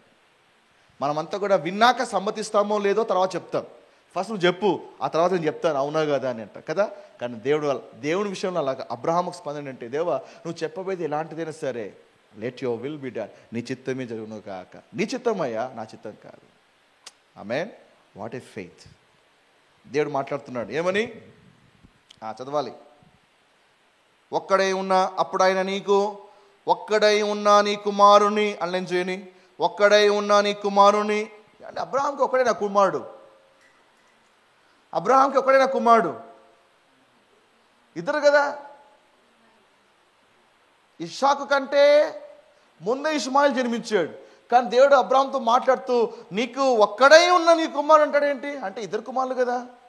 మరి ఎందుకు దేవుడు ఒక్కడై ఉన్న నీ కుమారుని అని దేవుడు మాట్లాడుతున్నాడు? అంటే దేవుడు ఇష్మాయిల్ని మర్చిపోయాడా? లేదా ఇష్మాయిల్ విషయంలో దేవుడు ఎందుకు ఆ విధంగా వివరించాడు? ఎందుకు ఒక్కడే ఉన్న నీ కుమారుడు అంటున్నాడు? అబ్రహాం దృష్టిలో ఇద్దరు, కానీ దేవుని దృష్టిలో అబ్రహాంకి ఒక్కడే. ఈ మాట నేను ఆలోచించినప్పుడు నాకు ప్రసంగిలో ఒక వాక్యం గుర్తొచ్చింది. 1వ అధ్యాయం 15వ వచనం. ప్రసంగి 1వ అధ్యాయం 15వ వచనం. ఎందుకు ఇష్మాయిల్ లెక్కించబడలేదు? ఎందుకు ఇష్మాయిల్ని దేవుడు పరిగణలోకి తీసుకోలేదు? ఎందుకు ఇష్మాయిలు ఉన్నప్పటికీ కూడా అబ్రహామా నీకు ఒక్కడైనటువంటి నీ కుమారుణ్ణి అని ఇస్సాకు గురించి ఎందుకు మాట్లాడుతున్నాడు? వంకరగా ఉన్న దానిని చక్కపరచుట సఖ్యము కాదు, లోపము గలది లెక్కకు రాదు. ఇక మీకు స్టోరీ అర్థమైపోయింది అనుకుంటా. వంకరగా ఉన్నదాన్ని చక్కపరచ సఖ్యము కాదు, వంకరగా ఉన్నదాన్ని చక్కపరచ సఖ్యము కాదు. అందుకే ఇక్కడ నుంచి ఒక సామెత వచ్చింది మన తెలుగులో, ఏ తొక్కనో వంకర అంట, కుక్క తోక వంకరా. అర్థమైందా? దాన్ని ఎంత చక్క జలం ట్రై చేసినా వదిలితే ఏమైపోతుంది? బహుశా ఆ రాసిన చెప్పినటువంటి ఆ వ్యక్తికి తలంపు ఇక్కడి నుంచి వచ్చి ఉండొచ్చేమో బహుశా. వంకరగా ఉన్న దానిని చక్క సఖ్యం కాదు, లోపము గలది లెక్కకు రాదు. అది ఉన్నా అందులో లోపం ఉంటే లెక్కించబడదు. అది ఉండొచ్చు కానీ లోపం ఉంటే లెక్కించబడదు. అదేవిధంగా ఇష్మాయిల్ ఉన్నాడు కానీ లోపం ఉంది కాబట్టి లోపం ఉన్నది లెక్కకు రాదు. హల్లెలూయా. మీకు ఒక ఎగ్జాంపుల్ చూపిస్తాను. మీరు మొదటి సమయంలో 28వ అధ్యాయం మీరు ఇంటికి చదవండి. 28వ అధ్యాయము 5-7 వచనాల్లో సౌలు ఫిలిష్తీయుల దండును చూచి మనస్సునందు భయకంపము నుండి యెహోవా వద్ద విచారణ చేయగా, యెహోవా స్వప్నము ద్వారా నేను, ఉరీము ద్వారా నేను, ప్రవక్తల ద్వారా నేను ఏమీయూ సెలవయ్యకుండెను. అంటే శత్రువు తరుముతున్నాడు, శత్రువు దండెత్తి వస్తున్నారు, సౌలు రాజుగా ఉన్నాడు. సౌలు ఏం చేశాడు? వెళ్ళి దేవుని దగ్గర విచారణ చేస్తూ ఉన్నాడు. దేవా ఏం చేయాలి, ఏం కథ అని. ఆ దినాల్లో ఎక్కడికైనా ముందుకు వెళ్ళాలి అంటే దేవుని దగ్గర విచారణ చేసేవాళ్ళు. ఉరీము తుమ్మీము అని ఒకటి ఉండేది. అంటే ప్రవక్తల ద్వారా విచారణ చేసేవాళ్ళు. దేవుడు వాళ్ళ ద్వారా వాటి ద్వారా జవాబిచ్చేవాడు. సౌలు కూడా వెళ్ళాడు. కానీ సౌలు వెళ్ళి విచారణ చేస్తూ ఉంటే దేని వాక్యం అంటుంది, యెహోవా ఏమీయో సెలవయ్యకుండెను అంటే అయిపోయింది. నాకు ఆశ్చర్యం కలిగింది. ఇదేంటి దేవా, నీ వద్దకు వచ్చి నిన్ను నీ బిడ్డలు పరిపాలించే రాజు నీ వద్దకు వచ్చి నీ దగ్గర అడుగుతూ ఉన్నారు, ఇది శత్రువు వస్తున్నాడు ఏం చేయాలని, నువ్వేంటి జవాబు ఇవ్వకుండా మౌనంగా ఉన్నావు? నాకు ఆశ్చర్యం కలిగింది. అయితే ఆ తర్వాత వస్తు చూస్తే అక్కడ ఏం భయపడిందంటే, జవాబు రాకపోతే అప్పుడు సౌలు, నా కొరకు మీరు కర్ణ పిశాచము గల ఒక స్త్రీని కనుగొనుడి. ఎప్పుడైతే ఆన్సర్ రాలేదో సౌలు ఏం చేస్తాడు? వెంటనే అతనికి నెక్స్ట్ ఆప్షన్ ఏంటి? కన్న పిశాచి దగ్గరికి వెళ్ళి, నాకు ఆన్సర్ కావాలి, ఇస్తే దేవుడు ఇవ్వని, లేకపోతే దయ్యమీని, నాకు ఆన్సర్ అయితే కావాల్సిందే. కాబట్టి కన్న పిశాచి వద్దను ఒక స్త్రీ కనుగొని నేను పోయి దాని చేత విచారణ చేతునని తన సేవకులకు ఆజ్ఞయ్యగా వారి చిత్తము ఎందోర్లో కన్న పిశాచి గల ఒకతై ఉన్నదని అతనితో చెప్పారు. అయ్యా పలానా చోట ఆ సోద చెప్పే ఆమె ఉంది, కన్న పిశాచి గల ఆమె ఉంది, ఆమె చాలా మందికి చాలా చెప్తా ఉంది అనగానే సౌలు లేచి అక్కడికి బయలుదేరుతున్నాడు. మా సత్తుగా మాట్లాడాలి. సౌలు విచారణ చేశాడు, కానీ అందులో లోపం ఉంది. ఎందుకంటే నువ్వు కాకపోతే ఇంకొకటి హృదయంలో ఆల్రెడీగా డిసైడ్ అయిపోయి ఉన్నాడు. ఒకవేళ దేవుడు ఆన్సర్ ఇస్తే ఒకటి, ఒకవేళ దేవుడు ఆన్సర్ ఇవ్వకపోతే నాకు ఒక ఛాన్స్ కూడా ఉంది. అంటే అతని ప్రార్థన చేస్తూ ఉన్నాడు, కానీ ప్రార్థనలో ఉద్దేశం సరిగా లేదు. అందుకే ఆ ఇంటెన్షన్ సరిగా లేదు. కాబట్టి మొదటి దినవృత్తాంతాల గ్రంథము 10వ అధ్యాయం 13వ వచనంలో ఏం రాయబడిందంటే, సౌలు చనిపోవడానికి గల ప్రధానమైన కారణం ఏం తెలుసా? దేని వాక్యం రాయబడి ఉంది, ఈ ప్రకారం యెహోవా ఆజ్ఞ గైకొనక ఆయన దృష్టి ఎదుట ద్రోహము చేసినందుకును, యెహోవా వద్ద విచారణ చేయక కన్న పిశాచముల వద్ద విచారణ చేయు దానిని వెతికినందుకు సౌలు హతమాయను. సౌలు ఎందుకు చచ్చిపోయాడు తెలుసా? కన్న పిశాచి గల దాని వద్దకు వెళ్ళి విచారణ చేశాడు. అందుకే సౌలు యుద్ధంలో చచ్చిపోయాడు. ప్రార్థన చేయలేదా? చేశాడు, కానీ ఉద్దేశంలో సరిగా లేదు. విచారణ చేయలేదా? చేశాడు, కానీ అందులో లోపం ఉంది. దేవుడు చేయలేదు కాదు, చేస్తున్నావు, కానీ అక్కడెక్కడో లోపం ఉంది. సౌలు క్రమం తప్పాడు. బయటికి ప్రార్థన, బయటికి విచారణ, కానీ లోపల ఎక్కడో వాక్య క్రమము తప్పాడు. ఇక్కడ ఒక పాఠం నేర్చుకోగలగాలి. లోపము కలది లెక్కకు రాదని దేవుడు మాట్లాడుతున్నాడు. నువ్వు ప్రార్థన చేస్తున్నావు, కానీ నువ్వు సౌలు వలె క్రమము తప్పి నువ్వు బలులు అర్పించేంత మాత్రం దేవుడు ఎప్పుడు నేను ఒప్పుకునేవాడు కాదు. నువ్వు ఆరాధన చేస్తున్నావు, వాక్యం చెప్తున్నావు, లేకపోతే దేని భక్తి చేస్తున్నావు, కానీ క్రమము తప్పి నేను దాన ధర్మాలు చేస్తున్నాను కదా, నువ్వు క్రమము తప్పినా ఓకే నేను పలానా పుణ్యకారాలు చేస్తున్నావు కదా, నేను చర్చికి తీస్తున్నా కదా, అలా చేస్తున్నావు కదా, నేను మంచి పనులు చేస్తున్నాను కదా అంటే నువ్వు కూడా సౌలు వంటి వాడువే. నువ్వు క్రమము తప్పి నువ్వు ఏమి చేయనుగాక ప్రభు అంటాడు, లోపము గలది లెక్కకు రాదుగాక రాదు. కాబట్టి సౌలు వల్ల మనం ఉండకూడదు. ఏం బిడ్డారా, అర్పణ ముఖ్యం కాదు, మన యొక్క యాటిట్యూడ్ చూసారా లోపల, అది చాలా ముఖ్యమైనది. సౌలు ఏం చేసి ఉండాలి? విచారణ చేసినప్పుడు జవాబు రాకపోతే వేచి ఉండాలి, లేదా ప్రవక్తల దగ్గర వెళ్ళి ఉండాలి. ఏదో ఒకటి చేసి ఉంటే బాగుంటుండే. దేవుడు కాకపోతే దయ్యము కదా అని ముందుగానే డిసైడ్ అయిపోయి ఉన్నాడు. ఒక హృదయ ఆలోచన ముందుగానే స్థిరపరచబడి ఉంది కదా. అందుకే నెక్స్ట్ ఆప్షన్ అక్కడికి అనమాట. ఇదిగో ఎగ్జామ్ రాస్తా, పేపర్ ఈజీగా వస్తే ఓకే, లేకపోతే పక్కన చూసి కాపీ కొడతా, ఏమైపోయింది? ఇలాంటిది అనమాట. ఎగ్జామ్ ప్రభా నువ్వు మంచిగా ఎగ్జామ్ ప్రభా, మంచి నేను చదువుకునే క్వశ్చన్స్కి ఆన్సర్ రావాలి. నువ్వు రాలేదు అనుకుంటే నువ్వు మంచి క్వశ్చన్ పేపర్ లేకపోతే నేను పక్కన చూసి కాపీ కొడతాను, అయిపోయింది, గాన్ కేస్. ఏంటది? లోపము గలది లెక్కకు. దేవుడు అలాంటి వాటిని లెక్క కూడా చేసేవాడు కాదు. అలాంటి ఆరాధనను, అలాంటి వాక్య పరిచయను, అలాంటి లైఫ్ స్టైల్ని, అలాంటి అర్పల్ని దేవుడు లెక్క పెట్టేవాడు కాదు. ఆమేన్. ఇష్మాయిల్ విషయంలో కూడా అలాంటిదే లోపం ఉంది. అబ్రహాము తొందరపడి ఇష్మాయిల్ కన్నాడు. లోపం అది దేవుని ప్లాన్లో ఉందా? లేదే. తొందరపడ్డాడు, ఫ్లెష్ పనిచేసింది, అందుకే ఇష్మాయిల్ని పుట్టాడు. కాబట్టి దేవుని దృష్టిలో లోపము కలది లెక్కకు రాదు. కాబట్టి దేవుడు ఇష్మాయిల్ గురించి మాట్లాడట్లేదు. ఆ తలంపంతా కూడా ఇస్సాకే. అందుకన్నాడు కదా, నీకు ఒక్కడే ఉన్నా నీ కుమారుని ఏం చేయాలి? నీవు ప్రేమించు ఇస్సాకుని. నీకు ఒకే కుమారుడు కాదు, నీవు ప్రేమించిన ఇస్సాకుని. చెప్పండి, ప్రేమించిన ఇస్సాకు. చెప్పండి, ప్రేమించిన ఇస్సాకు. అంటే అబ్రహాం ఇస్సాకుని ఎంతగానో ప్రేమించాడు. ఎందుకు? లేక జన్మించాడు, వృద్ధాప్యంలో జన్మించాడు. సెంచరీ వయసు సెంచరీ కొట్టాడు, కొడుకు పుట్టాడు. ఆల్రెడీగా ఓడిపోయాడు. కాబట్టి మిగిలిపోయిన కొడే కదా, ఈ నల్లరి ముద్దుగా చూసుకుందామని. బహుశా ప్రేమ ఇంకా ఎక్కువైందేమో బహుశా, అందుకే ఎక్కువగా ప్రేమిస్తున్నాడు. దేవుడు కూడా చూశాడు, ఓహో ఈ అబ్రహాం ఇస్సాకుని ఎంతగానో ప్రేమిస్తూ ఉన్నాడు. కాబట్టి ఆ మాట మాట్లాడుతూ, నువ్వు ఎంతగానో ప్రేమించిన ఇస్సాకుని నేను చూపించే పర్వతాల మీద నువ్వు బలి చేయమని చెప్పాడు. ప్రేమించిన వాడిని బలియమంటున్నాడు, ప్రేమించిన వాడిని బలియమన్నాడు. కారణం ఏమంటే ప్రభు చాలా స్పష్టంగా చెప్పాడు, తండ్రి నేను తల్లి నేను నాకంటే ఎక్కువగా ప్రేమించిన వాడు నాకు పాత్రుడు కాదు. మనము ప్రేమించాలి, కానీ దేవుని కంటే ఎక్కువగా ప్రేమించకూడదు. మనము ప్రేమించాలి, కానీ దేవుని కంటే ఎక్కువగా మన కుటుంబ బాంధవ్యాలు, కుటుంబం మీద ఎక్కువగా ప్రేమ ఉండకూడదు. భార్యను ప్రేమించాలి, భర్తను ప్రేమించాలి, పిల్లల్ని ప్రేమించాలి. బట్ ఏ ప్రేమ కూడా తండ్రి ప్రేమ కంటే ఎక్కువగా కాకూడదు. ఎందుకంటే దేవుడు రోషం గలవాడు. ప్రభు చెప్పుడున్నాడు కదా, నా మహిమను ఒకరికి ఇచ్చేవాడును కాదు. మన దేవుడికి ఒక లక్షణం ఉంది, ఈర్ష్యగల దేవుడు ఆయన, రోషం గల దేవుడు. ఆ గాడ్ ఇస్ జెలస్ గాడ్. కాబట్టి ఆయన పక్కన పెట్టి ఇంకో దాన్ని ప్రేమిస్తున్నామంటే దేవుడు అస్సలు ఒప్పుకునేవాడు కాదు. ప్రభు అంటాడు, అరే నువ్వు అలాంటి ఇస్సాకులు బలిచ్చారంటాడు దేవుడు. హల్లెలూయా. కాబట్టి దేవుడు మాట్లాడాడు, అబ్రహమా నువ్వు ప్రేమించిన ఇస్సాకుని బలిపీఠం మీద నువ్వు దహన బలిగా ఇవ్వు. ఏమన్నాడు? దహన బలిగా ఇమ్మంటున్నాడు. ఒకసారి ఆలోచించండి, ఎప్పుడైతే దేవునికి మనకు మధ్య వేరే వ్యక్తి ప్రేమ కావచ్చు, వస్తు ప్రేమ కానీ మధ్యలోకి వచ్చిందంటే అలాంటి ప్రేమను మనము బలిపీఠం మీద అర్పిస్తే తప్ప మన జీవితంలో ఆశీర్వాదము చూడలేము. అబ్రహాంకి ఆ పరీక్ష వచ్చింది. దేవునికి తెలుసు, అబ్రహాంకి తెలుసు దేవుడు ఎక్కువగా ప్రేమిస్తున్నాడని. దేవుడు కూడా తెలుసు అబ్రహాము దేవుని ప్రేమిస్తున్నాడు. కానీ ఆ ప్రేమ పరీక్ష నిలుస్తేనే కదా అది యథార్థమైన ప్రేమనో కాదు. అన్నాడు, నీ కుమారుని బలి అర్పించేసి. సరిగ్గా మాట్లాడాలి.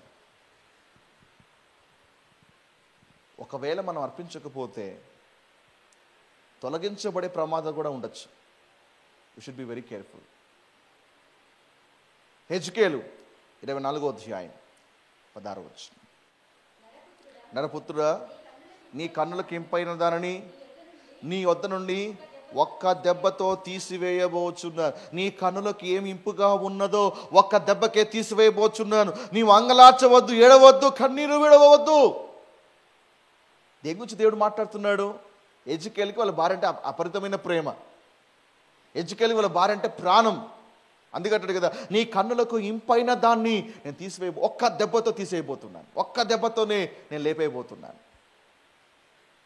అన్నట్టుగానే 18వ వచనంలో, ఉదయమందు జనులకు నేను ప్రకటించుతుని సాయంకాలమున నా భార్య చనిపోగా. చూసారా, మార్నింగ్ ప్రీచ్ చేస్తున్నాడు, ఈవినింగ్ వాళ్ళ భార్య చనిపోయింది. ఆయన నాకు ఆజ్ఞాపించినట్లు మరునాటి ఉదయమున నేను చేస్తుని. మార్నింగ్ ప్రీచ్ చేస్తున్నాడు, సాయంకాలం వల్ల భార్య చనిపోయింది, నెక్స్ట్ డే మార్నింగ్ మళ్ళీ ప్రీచింగ్ చేస్తూ ఉన్నాడు. ఎవరైనా చేయగలుగుతారు అలాగా? ఎవరైనా చేయగలుగుతారు అలాగా?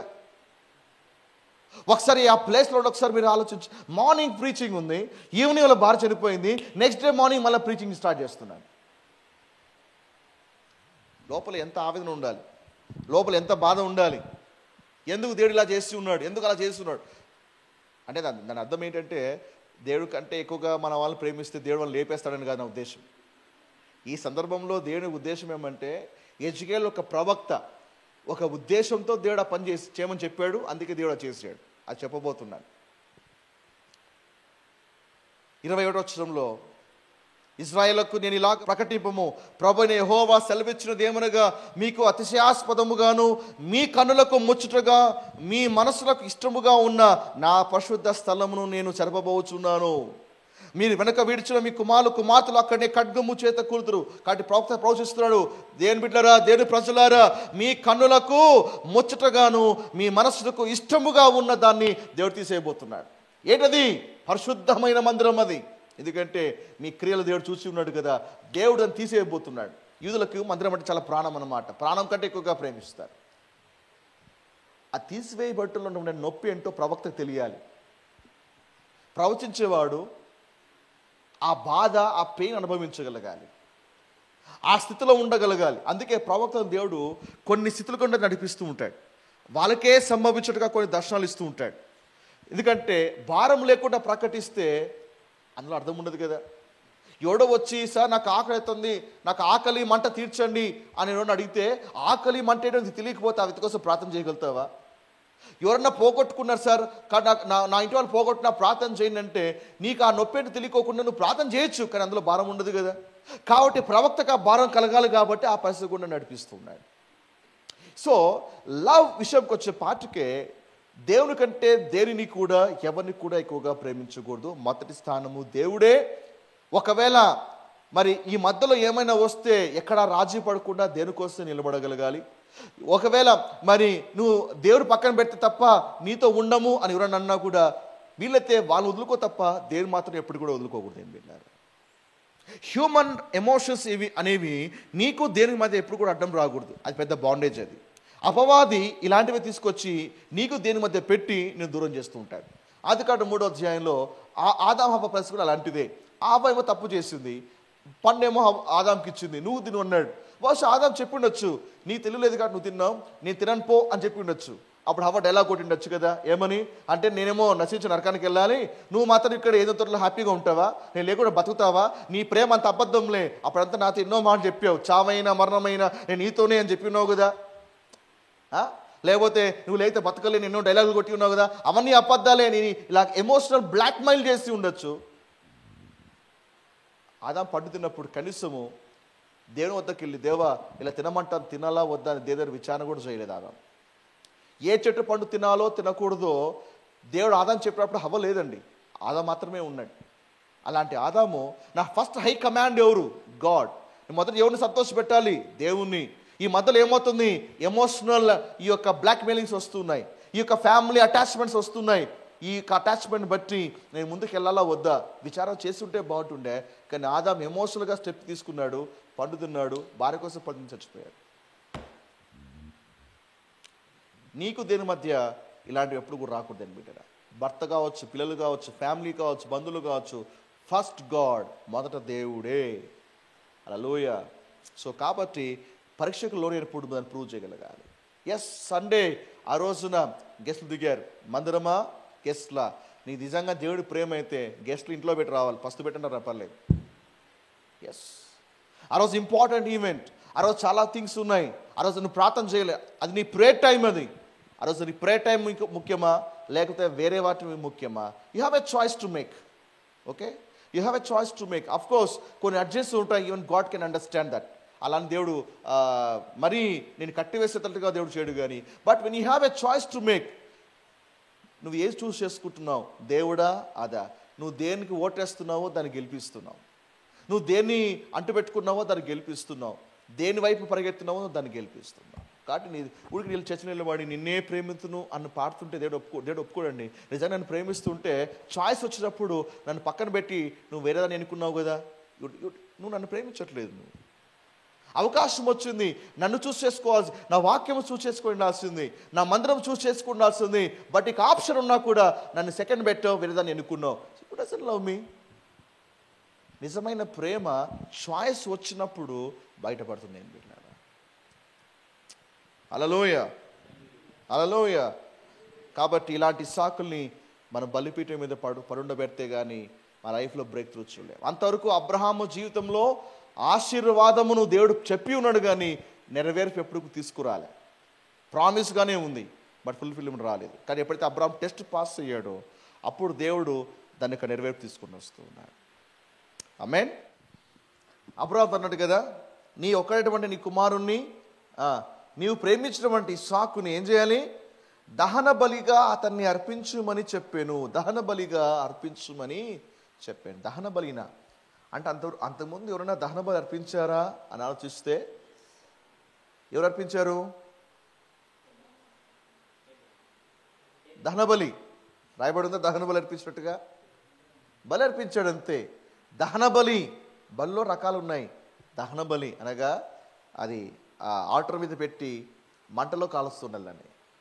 కాబట్టి అంతకుముందు దహన బలి అర్పించిన వ్యక్తి ఒక్కడే ఉన్నాడు, నోవా. జలప్రలయం అయిన తర్వాత వాళ్ళు బయటకు వచ్చి నోవా ఒక బలిపీఠం కట్టి జంతువులన్నీ బలర్పించి దాన్ని దహన బలిగా అర్పించాడు.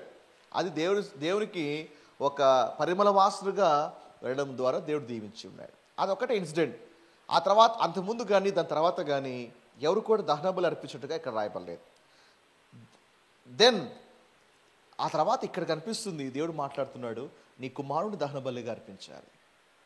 ఏమిటరా, దేవుడు ఒక ప్రత్యేకమైన ఉద్దేశము, ప్రత్యేకమైన కారణముతో దేవుడి మాట చెప్పి ఉన్నాడు. దాని అర్థము నిజంగా మన పిల్లల్ని దేవుడికి అర్పించమని కాదు, దేవుడు నరబలిని కోరేవాడు కూడా కాదు. దేవుడు ఈ సర్కమ్స్టెన్స్లో మాత్రమే అది దేవునికి విమోచన ప్రణాళికలో ఒక భాగంగా ఉండడానికి దేవుడు ఆ మాట పలికి ఉన్నాడు, కానీ నిజంగా దేవుడు నరబలి ఇచ్చేవాడు కాదు. ఈ సంగతి చాలామందికి అవగాహన లేక 1993 సంవత్సరంలో ఆండ్రూ కేట్ అని ఒక వ్యక్తి ఉన్నాడండి. మీరు గూగుల్ చేస్తే మీకు అర్థమవుతుంది. ఆండ్రూ కేట్ 2003 సంవత్సరంలో ఏం చేశాడంటే 1993 సంవత్సరంలో ఏం చేశాడంటే తన యొక్క సహోదరు రక్షణలోకి రావాలని ఎంతో ప్రార్థన చేశాడు, కానీ రాలే. ఎంతో సువార్త చెప్పాడు, రాలేదు. కఠిన హృదయుడై ఉన్నాడు.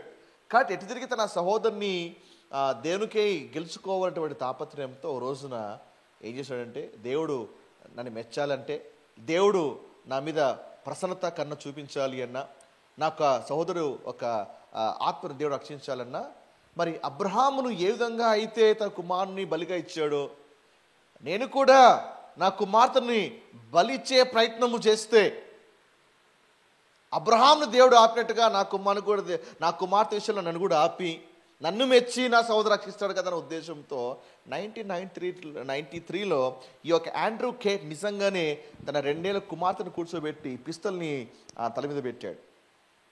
పెట్టి, ప్రభువా నువ్వు రక్షిస్తున్నావా లేదా, ఈ ప్రయత్నంలో నా కుమార్తెని అవసరమైతే నీ కూడా బలి ఇస్తాను, నిజంగా నాకు విషయంలో నువ్వు కరుణ చూపుతూ ఉంటే నా విషయంలో జోక్యం చేసుకో ప్రభువా అని. మరి దేవుడు జోక్యం చేసుకుంటాడు, నీ ట్రిగ్గర్ కాల్చే లోపల నాకు స్పందించాలి అన్నాడు. సో దేవుడు స్పందించి అబ్రహాం నాపటిగా తను ఆపుతాడేమనుకున్నాడు, కానీ ఆ దేవుడు స్పందన రాలేదు. ఇక ట్రిగ్గర్ నొక్కేశాడు. 2 ఏళ్ల కుమార్తె కళ్ళ ముందర కుప్పకూలిపోయి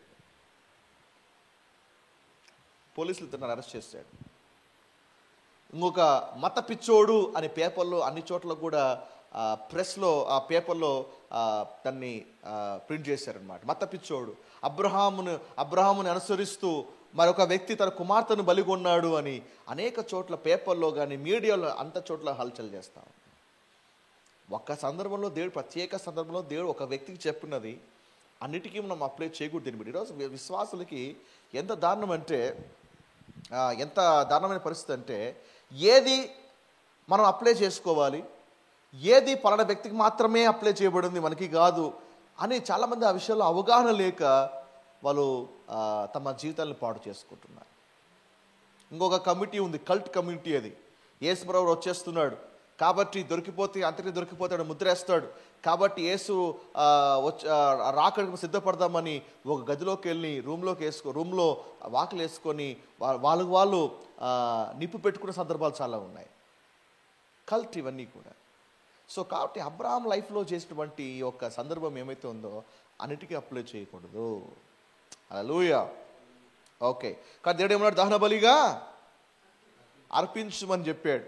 ఈ మాట అనగానే అబ్రహాం ఒక ఆలోచించాలి. ఆల్రెడీగా ఒకటి పంపించేసిన, ఇప్పుడు ఉండేది ఒకడు, ఈయన కూడా చేయమంటాడు. బహుశా పిల్లల పట్ల దేవుడైనా శాడిస్టా, పిల్లలు దేవుడికి ఇష్టము కాదా?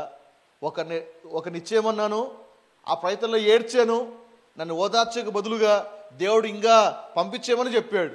పోన్లు ఇంకొకడన్నా ఉన్నాడని సంతోషపడే లోపల దేవుడు ఏమన్నాడు, ఇప్పుడు దహన బలిగా ఇమ్మన్నాడు. ఇది ఇంకా ఘోరమైంది. కనీసం ఇస్సాకును పంపించమన్నాడు, కొంచెమే నొప్పి. ఇప్పుడు సారీ ఇష్మాయిల్ పంపించేమన్నాడు, కొంచెమే నొప్పి. ఇప్పుడు ఇస్సాకుని ఏమన్నాడు? పంపించేమని కాదు, ఏకంగా దహనబలి ఇచ్చేయమన్నాడు. ఇంకా గుండె బరివెక్కింటుంది అబ్రహాంకి. కానీ మూడవది చూడండి, ఒకవేళ దేవుడు నిజంగా అంతా చెప్తే సైతానప్పు అంటాం కదా, ఏ సునామంలో ఇలా దుష్ట శక్తులన్నీ పారద్రోలుతా ఉన్నా, చీకటి శక్తులన్నీ పారద్రోలుతా ఉన్నాను, పిచ్చి పిచ్చి ఆలోచనలు సైతాన తొరిగిపోయే సునామంలో అని చెప్తాం కదా. అఫ్కోర్స్ ఇక్కడ అబ్రహాము విషయంలో, ఇస్సాకు మన విషయంలో కూడా దేవుడు చాలా మాట్లాడుతుంటాడు. కొన్ని ఏరియాస్ ఉంటాయి మనము ముందుగానే డిటర్మైన్ చేసుకుంటాం, దేవుడు చెప్పినా కూడా వినకూడదు అని. కానీ దేవుడు మాట్లాడుతున్నప్పుడు ఇది చెయ్యి అని చెప్పినప్పుడు ఏం బిడ్డరా, మన దానికి లోబడి ఉండడం చాలా ముఖ్యమైనది. 3వ వచనం, తెల్లవారినప్పుడు అబ్రహాము లేచి గాడిదకు గంత కట్టి తన పనివారిలో ఇద్దరిని తన కుమారుడు ఇస్సాకుని వెంట పెట్టుకొని దహన బలి కొరకు కట్టెలు చీల్చి లేచి దేవుడు తనతో చెప్పిన చోటుకి వెళ్ళెను. తెల్లవారినప్పుడు అబ్రహాము లేచి, అంటే రాత్రి దేవుడు మాట్లాడాడు, తెల్లవారుగానే అబ్రహాము లేచాడా? మనమైతే రాత్రి దేవుడు మనతో మాట్లాడితే ఆ రోజంతా పడుకుని నిద్రపోతాం, లేం. I'm very sorry God, I'm very sorry, నేనైతే లేను. కానీ అబ్రహాముతో దేవుడు చెప్పిన రోజే అబ్రహాము బయలుదేరుతున్నాడు. తెల్లవారగానే, అంటే జాప్యము చేయకుండా అబ్రహాం బయలుదేరుతున్నాడు. అబ్రహాంలో ఉన్నటువంటి ఒక మంచి లక్షణం ఏంటి తెలుసా? ఆయనకు చెప్పబడిన పని ఆలస్యం చేయక అదే రోజే ముగించేవాడు.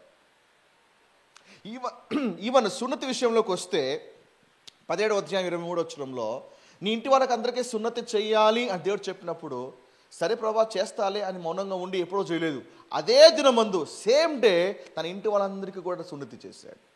అబ్రహాం అటువంటి ఒక గొప్ప లక్షణము ఇమ్మీడియట్ ఒబీడియన్స్. బిలీవర్గా మన దేవుడు నడుస్తున్నప్పుడు, దేవుని అడుగుదల నడుస్తున్నప్పుడు మనం ఎలాంటి యాటిట్యూడ్, ఎలాంటి నేచర్ని డెవలప్ చేసుకోవాలి అంటే వెంటనే స్పందించే గుణం నేర్చుకోగలగాలి. దేవుడు మాట్లాడుతున్నప్పుడు వెంటనే ఒబీడియన్స్. దేవుడు ఎర్లీ మార్నింగ్ లేమన్నాడా, ఎర్లీ మార్నింగ్ లేయగలగాలి. దేవుడు పలానా పని చేయమని చెప్పాడా, ఎస్ వెంటనే ఆ పని చేయాలి. అఫ్కోర్స్ దేవుడు టైం చెప్పిండకపోవచ్చు, కానీ నీలో ఆ ప్రాంప్టింగ్, నీలో ఆ క్విక్నెస్ని చూసారా, అది చాలా ప్రాముఖ్యమైంది. వాళ్ళు చెప్పాలి వెంటనే, వెంటనే గట్టిగా చెప్పాలి, వెంటనే. హల్లెలూయా. వెంటనే చేస్తే ఆశీర్వాదం ఉంటుంది. దేవుడు ఒకసారి టైం చెప్పాడు, కానీ మనము వెంటనే, ఎందుకు దేవుడు టైం చెప్పాడంటే, టైం చెప్పినప్పుడు నువ్వు చేస్తే అందులో పెద్ద పెద్ద ఆశీర్వాదం ఏమి ఉండదు. కానీ చెప్పిన పని నీవే దాన్ని సీరియస్గా తీసుకొని వెంటనే ముగించావంటే అందులో ఆశీర్వాదం ఉంది. సామెతలు 17వ అధ్యాయం 24వ వచనం, Proverbs 17th chapter verse 24. సామెతలు 17వ అధ్యాయము 24వ వచనం. శ్రద్ధగా పని చేయువారు ఏలుబడి చేయుదురు, సోమరులు వెట్టి పనులు చేయవలసి వచ్చును. అంటే ఎవరు వెళ్తారంట? వాక్య ప్రకారంగా ఎవరు వెళ్తారు? శ్రద్ధగా పని చేసేవారు వెళ్తారు. అంటే డెలిజెన్స్గా కష్టపడి ఇమ్మీడియట్గా దానికి లోబడి పని చేసే వాళ్ళైతే వెళ్తారు. సోమరులు అయితే ఏం చేస్తారు? వెట్టి పనులు చేస్తూనే ఉంటారు. 27వ వచనం, సోమరి వేటాడినను పట్టుకొనడు, చురుకుగా ఉండుట గొప్ప భాగ్యం. చెప్పండి, చురుకుగా ఉండుట. దేవుని రాజ్యములో చురుకుగా ఉండాలి. కొందరు ముద్దుగా ఉంటారు అన్నమాట. కొంతమంది ఎలాంటి ముద్దులు తెలుసా? హల్లెలూయా కూడా చెప్పరు. I'm sorry. చెప్పండి, చురుకుగా ఉండాలి, దేవునిలో చురుకుగా ఉండాలి. ఏం చెప్పినా కూడా చురుకుగా పని చేయగలగాలి. ఆమేన్. ఒక బాధ్యత అప్పగించబడినా, ఒక పని అప్పగించబడినా నువ్వు చురుకుగా దాన్ని పని చేయగలగాలి. రైట్. అబ్రహాం ఏం చేశాడు? తెల్లవారున లేచి ఇంట్లో తచ్చాడుతూ ఉన్నాడు. ఏం చేస్తాడు అబ్రహాం? లేచి గాడిదకు గంత కట్టి దహన బలి కొరకు కట్టెలు తీర్చాడు. పొద్దున్న లేగానే గాడిదలు గంత కడుతున్నాడు. ఏమంటే అబ్రహాం ఇంట్లో పనులు లేరా? అబ్రహాం ఆస్తిపడుగాడా?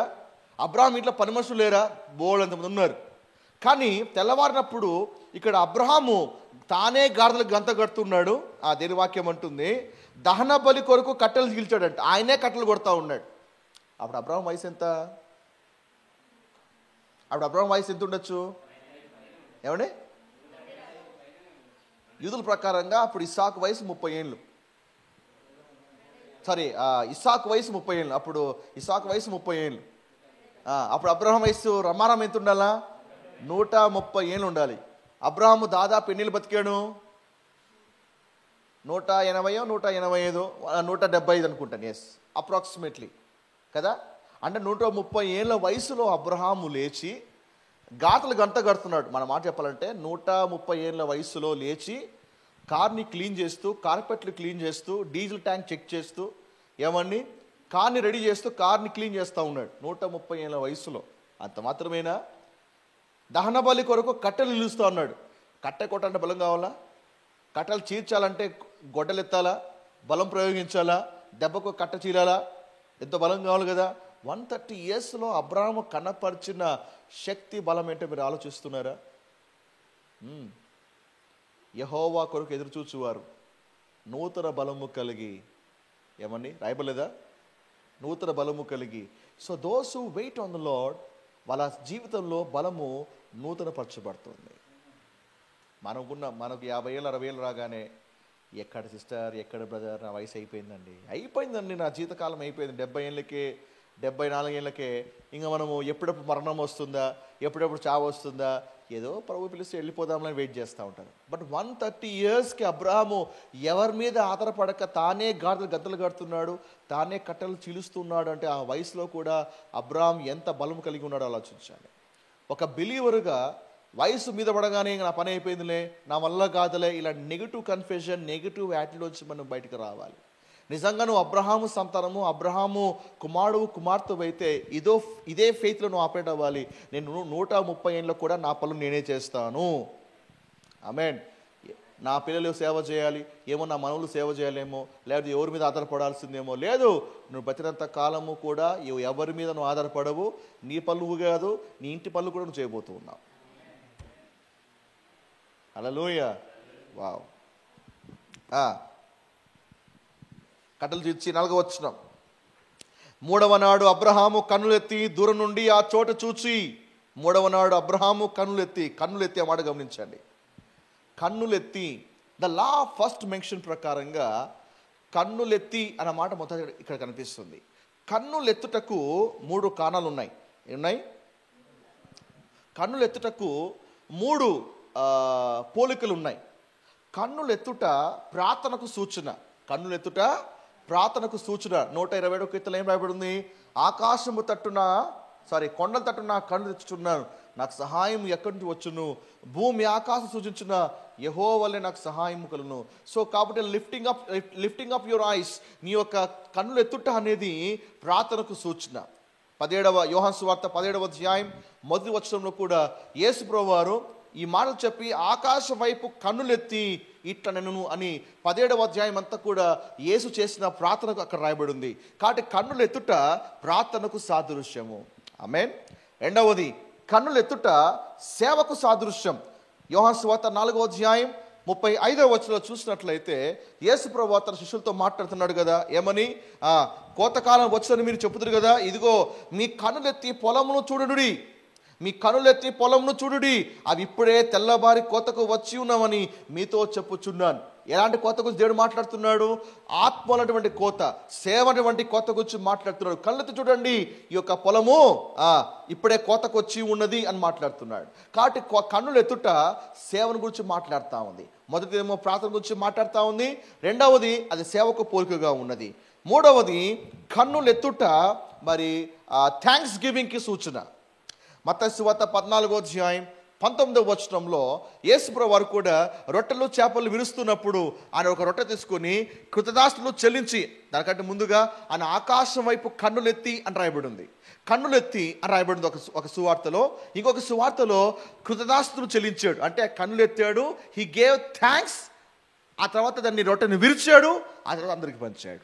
కాబట్టి కన్నులు ఎత్తుట అనేది థ్యాంక్స్ గివింగ్. ఒకటేమో ప్రేయర్, రెండవదేమో సర్వీస్, మూడవదేమో థ్యాంక్స్ గివింగ్. సో అబ్రహాము కన్నులెత్తి ఆ ప్రాంతాన్ని చూచున్నాడు. నువ్వు సతిగా మాట్లాడాలి. ఈ లైఫ్లో కూడా నువ్వు ప్రార్థన అంటే తెలుసుకోవాలి. You must know the purpose of prayer life నువ్వు కలిగి ఉండగలగాలి. రెండవది, ప్రార్థన మాత్రమే కాదు, నువ్వు సేవ కూడా చేయగలగాలి. సేవ మాత్రమే కాదు, నీ లైఫ్లో థ్యాంక్ఫుల్ హార్ట్ ఎప్పుడు కూడా అన్నిటి మీద దేవుని మీద ఆధారపడుతూ దేవునికి థ్యాంక్స్ చెప్పేటువంటి గ్రాటిట్యూడ్ హార్ట్, ఏమంటే థ్యాంక్ఫుల్ హార్ట్ని నువ్వు కలిగి ఉండడం చాలా ప్రాముఖ్యమైంది. ఈ భూలోకంలో ఈ 3 కూడా నువ్వు చేయకపోతే, ఈ కన్నులెత్తే అనుభవం అనేది నీకు లేకపోతే, బైబిల్లో ఇంకొక వ్యక్తుడు కన్నులెత్తాడు కానీ ఉపయోగం లేకుండా పోయింది. బైబిల్లో ఇంకో వ్యక్తుడు కన్నులెత్తాడు కానీ ఉపయోగం లేకుండా పోయింది. ఎవరు చెప్పండి? ఒక వ్యక్తి కూడా కన్నులు ఎత్తాడు. ఎవరు చెప్పండి? ఓకే, ధనవంతుడు లాజరు కథ తెలుసా మీకు? ధనవంతుడు పాతల్లోకి త్రోయబడ్డాడు. పాతలోకి త్రోయబడిన తర్వాత ఆ ధనవంతుడు కన్నులెత్తి అని రాయబడి ఉంది. కన్నులెత్తి అబ్రహామా అని అబ్రహాంతో మాట్లాడుతూ, ఈ లోకంలో నా వల్లే చాలామంది ఉన్నారు, వాళ్ళు ఈ చోటకు వచ్చి యాత్ర పడుకున్నట్లుగా నన్ను పంపించు అని బతిలాడుతూ ఉన్నాడు. అంటే కన్నులు ఎత్తాడు ధనవంతుడు. ఎక్కడ కన్నులు ఎత్తాడు? ఈ లోకంలో కన్నులు ఎత్తాల్సిన వాడు పాతల్లో కన్నులు ఎత్తాడు. చెప్పండి, అక్కడ కళ్ళు ఎత్తే ఉపయోగం వస్తుందా? ఈ లోకంలో కళ్ళు ఎత్తికెక్కినాయి, ఆ లోకంలో కళ్ళు పైకెత్తుతా ఉన్నాడు. ఈడ నువ్వు కన్నులెత్తే అనుభవం నీకు రాకపోతే, అనగా ప్రార్థన, కృతజ్ఞత, సేవ, ఈ మూడు ఇక్కడ అనుభవాలు ఇక్కడ లేకపోతే పాతల్లో పడిన తర్వాత కన్నులు ఎత్తినా కూడా నీకు ఉపయోగం ఉండదు. ధనవంతుడు ఇక్కడే ఎత్తి ఉండింటగిన అక్కడ ఆ పరిస్థితి వచ్చిండే కాదు. కన్నులు ఎత్తుట ఈ లోకంలోనే జరగాలి. చెయ్యలేదు అంటే మాత్రము ఇంకా ఉపయోగం లేదు. హల్లెలూయా, ప్రైజ్ ది లార్డ్. కన్నులెత్తి ఆ చోట చూచి, అంటే దేవుడు ఏ చోట అయితే బలియమని చెప్పాడో ఆ చోటను అబ్రహాము చూచాడు. ఏ చోట? అది ఒక మొరియా కొండ, మొరియా పర్వతం. అది ఆ తర్వాతనే ఈ మొరియా పర్వతమే కల్వరి కొండగా మార్చబడింది. రెండవ దినవృత్తాంతంలో 3వ అధ్యాయం 1వ వచనం చూసినట్లయితే ఈ యొక్క మొరియా పర్వతమే కల్వరి కొండ. హల్లెలూయా. కాబట్టి అబ్రహాము ఏ కొండ మీద అయితే ఇస్సాకును బలిచ్చాడో అదే కొండ మీదనే దేవుడు తన కుమారుని బలిచ్చేశాడు. Same mountain. Praise the lord. Hallelujah. Right, ముందుకు వెళ్దాం. 5వ వచనం. సో ఆ చోటుకు వచ్చిన తర్వాత 5వ వచనంలో తన పనివారితో, మీరు గాడిదతో ఇక్కడే ఉండుడి, నేనును ఈ చిన్నవాడును అక్కడికి వెళ్ళి దేవునికి మొక్కి మరలా మీ యొద్దకు వచ్చేదమని చెప్పి. కాబట్టి ఇక్కడ ఈ వచనంలో ఇక్కడే ఉండమని అబ్రహాము చెప్తున్నాడు. అక్కడే ఉండమని. అక్కడ ఎవరు ఉండాలట? గాడిదతో ఇక్కడే ఉండండి, తన పనివారితో. ఇంగ్లీష్లో ఇంకో తాజమహల్ ఏంటంటే సర్వెంట్స్ అని రాయబడింది ఒక చోట. అంటే దాసులు గాడిదలు ఇక్కడే ఉండాల్సిందే, మేము వెళ్తాం, మేము వెళ్ళి ఆరాధన చేసి తిరిగి వస్తాం. ఎందుకు తెలుసా? ఎందుకు దాసులు కిందనే ఉన్నారు? దాసులు గాడిదలు దేనికి సాదృశ్యము? ఎందుకు అవి అబ్రహాంతో పాటు పైకి పోలేకపోయారు? ఎందుకు వాళ్ళు దిగువ భాగంలోనే ఉండిపోయారు? ఎందుకు ఆరాధనలో దాసులు గాడిదలు పాల్గొనలేకపోయినాయి? ఎందుకు అబ్రహాం అక్కడే ఉండమని చెప్పాడు? దాసుడు అనగానే న్యూ టెస్టమెంట్లో ఒక మాట గుర్తు రావాలి. పాపానికి దాసుడు అనగా పాపము చేత బంధించబడినవాడు, పాపము ఒక కబంధ హస్తాల్లో చిక్కుకున్నవాడు, పాపము ఒక ఉరి నుంచి బయట పడలేనివాడు. The one who is slave to the sin cannot worship the lord. అటివాడు మందిరానికి రావచ్చు, అటివాడు మనతో పాటు కలిసి పాట పాడొచ్చేమో కానీ ఆరాధనలో దేవుని యొక్క సన్నిధిని తాకలేడు. ఆరాధనలో దేవుని యొక్క ఔన్నత్యాన్ని, దేవుని మహిమను చూడలేడు. ఊరికే కళ్ళు మూసుకుంటాడు, లేదా కళ్ళు తెరుస్తుంటాడు, చప్పట్లు కొడుతుంటాడు తప్పనిచ్చి వాడు బిల్డింగ్లో ఉంటాడేమో కానీ ప్రభు సన్నిధిలో మాత్రం ఉండలేడు. చర్చిలోకి రావడము, దేవుని సన్నిధిలోకి రావడానికి చాలా వ్యత్యాసం ఉంది. చర్చిలోకి ఎవరైనా రావచ్చు, కానీ దేవుని సన్నిధిలోకి మాత్రము కొందరే వస్తారు. ఎవరైతే అబ్రహాము వల్లే ఉంటారో అలాంటి వారే వాళ్ళు ప్రభు సన్నిధిలోకి వస్తారు, తక్కిన వాళ్ళు మందిరానికే వస్తారు. హల్లెలూయా. ఇలాంటి ఒక స్లేవ్స్ ఎవరైతే పాపానికి స్లేవ్స్గా ఉన్నారో దే కెనాట్ వర్షిప్ గాడ్. వాళ్ళు ఆరాధన ఎంజాయ్ చేయలేరు. ఎక్కడో వాళ్ళు కట్టువేయబడినట్లుగా, బంధించబడినట్టుగా ఉంటారు. మనసు ఎక్కడో తిరుగుతూ ఉంటుంది, వాళ్ళ ఆలోచనలన్నీ కూడా అటు ఇటు తిరుగుతూనే ఉంటాయి. కంప్లీట్గా వాళ్ళ దృష్టి అంతా కూడా దేవుని మీద దృష్టి ఉంచి దేవుని ఆరాధనలు చేయలేరు. లేదా 24 మంది పెద్దలు ప్రకటనలు చేసినట్లుగా తమ కిరీటంలన్నీ కూడా ప్రభు పాసల్లో పడివేసినట్లుగా తమ హృదయాలు, తమకున్న సమస్తం కూడా ప్రభు పాసల్లో పడేసి దేవుని ఆరాధన చేసేటువంటి ఒక వైఖరి వాళ్ళ జీవితంలో ఏమాత్రం ఉండదు. ఆరాధన చేసేటప్పుడు వాళ్ళ బాడీ లాంగ్వేజ్, వాళ్ళ స్టైల్ బట్టి చెప్పొచ్చు they are slave to something. వాళ్ళు దేనికో బానిసలై ఉన్నారు అని చెప్పి ఉండొచ్చు. ఎవరైతే వాళ్ళు దాసులుగా ఉండరో, ఎవరైతే స్వతంత్రులుగా ఉంటారో, ఏమండి స్వతంత్రులు చేతులు ఎత్తటంలో ఏమాత్రం మొహమాట పడరు. స్వతంత్రులు వాళ్ళు తమ యొక్క భంగిమ విషయంలో ఏమాత్రం కూడా మొహమాట పడరు. స్వతంత్రులు ఏ విధంగా అయినా సరే దేవుని దగ్గర తమ ఆరాధన భావాన్ని వ్యక్తం చేయడంలో ఏమాత్రం కూడా మొహమాట. They are free and they express themselves to God. దేవుని ఆరాధనలో తాము వ్యక్తపరచుకుంటారు, నీళ్ళం చేస్తారు, ఆరాధన చేస్తారు, చెవులు పైకెత్తారు, చప్పట్లు కొడుతుంటారు, ఈ పద్ధతి తిరుగుతుంటారు, ఆ పద్ధతి. And when it comes to the worship కదా, దావీదులాగా మైమర్చిపోయి దేవుని ఆరాధన చేస్తుంటారు. ఎందుకు? దే ఆర్ ఫ్రీ కాబట్టి. Those were slaves they are very చాలా రిజర్వ్డ్గా ఉంటారు. They are bound by something. చెప్పండి, దేవుని దిగి వస్తే మనం రిజర్వ్గా ఉండగలుగుతామా? ఇంపాసిబుల్ అండి. Will dance like a David, will worship like David. ఎందుకంటే అంత అద్భుతమైనది ఆయనకు సన్నది. ఈవెన్ లోకస్లు కూడా వస్తుంటారు, కూర్చుంటారు, అందరూ చక్కగా ఆరాధన చేస్తూ ఉంటే వాళ్ళు మాత్రం మౌనంగా ఉంటారు. వై? బికాస్ వాళ్ళు ఇంకా స్లేవ్స్గానే ఉన్నారు. If you are slave you can not worship God. If you are a son then you will worship God. Only sons will go to the mountain and those were slave they will be down the mountain. కుమారుడైన వాడు మాత్రమే కొండెక్కుతాడు. దాసులుగా ఉన్నవాడు వాడు ఎప్పుడు కూడా కొండ కిందనే ఉంటాడు. కొండ దాకా వస్తాడు కానీ కొండ మాత్రం ఎక్కలేడు. చర్చి దాకా వస్తాడు, చర్చిలోకి వస్తాడు కానీ సన్నిలోకి మాత్రం ప్రవేశించలేడు. హల్లెలూయా, హల్లెలూయా. సో మొదటి దేవుడు దాసులు, రెండో దేవుడు గాడిదలు. చెప్పండి, గాడిదలు. గాడిదలు కూడా ఇక్కడే ఉండండి, ఇక్కడే ఉంచండి అని అబ్రాహాము గాడిదలు కూడా అక్కడే పెట్టి వెళ్ళిపోయాడు. గాడిద దేనికి సాదృశ్యము? గాడిద బైబిల్లో స్టిఫ్ నెకెడ్కి సాదృశ్యం. స్టిఫ్ నెకెడ్ అంటే మొండి వైఖరి కదా. మొండి వైఖరి అంటే అడ్డంగా వాదించేవాడు, మొండి అనమాట. ఎంత చెప్పినా కూడా మొండోడే. అందుకే వాడిని ఎరే అడ్డగాడిదని తిడతాం. అర్థమైందా? అంటే ఈజీగా బెండుగాడు, ఈజీగా తల వంచే స్వభావము కాదు. అలాంటి వైఖరి ఉన్నవాడు కూడా మీరు చెప్తే ఆరాధన చేయాలా, ఆరాధన నా హృదయంలో ఉంటుంది అంటాడు. మీ స్టైల్లో మేము ఫాలో కావాలా, మా స్టైల్ వేరేగా ఉంటుంది. మీ ప్రకారం కాదు, మా ప్రకారంగా వేరే ఉంటుంది. సో వాళ్ళు ఈజీగా బెండ్ గారు, they will have their own set of rules కదా. ఇలాంటి నేచర్ ఉన్న వాళ్ళు తక్కిన వాళ్ళతో కలిసి ఆరాధన చేయలేదు. Hill try to be some different, అంటే ప్రత్యేకమైన వ్యక్తిగా ఉండడానికి ప్రయత్నం చేస్తుంటారు కానీ వాళ్ళతో కలిసి ఆరాధన చేయలేడు. అండ్ గాడిదకి ఇంకొక లక్షణం కూడా ఉంది. బైబిల్లో గాడిద అపవిత్రమైన జంతువు. బైబిల్లో గాడిద అపవిత్రమైన జంతువు, బలికి యోగ్యము కాని జంతువు. అందుకే జంతువులు కూడా దేవుడు 2 గ్రూపులు చేశాడు, పవిత్రమైనవి, అపవిత్రమైనవి అంటే సపరేట్ చేశాడు. ఆ అపవిత్రమైన లిస్టులో ఈ గాడిద కూడా ఉంది. కాబట్టి పాపానికి దాసులుగా ఉండేవాళ్ళు దేవుని ఆరాధన చేయలేరు. రెండవది అపవిత్రమైన వాళ్ళు, అయోగ్యులు లేదా ఏమండి మొండి వైఖరి కలిగిన వాళ్ళు కూడా దేవుని పూర్తిగా ఆరాధన చేయలేరు. అలాంటి వాళ్ళు కొండ ఎక్కలేరు, కొండ కిందనే ఉంటారు. హల్లెలూయా, అర్థమైందా? రైట్. కాబట్టి ఆ దాసుల్ని గాడిదల్ని కిందనే పెట్టేసి అబ్రహాము తన దాసులతో చెప్తున్నాడు, ఏమని? మేము వెళ్ళి దేవునికి మొక్కి ఉందన్నమాట.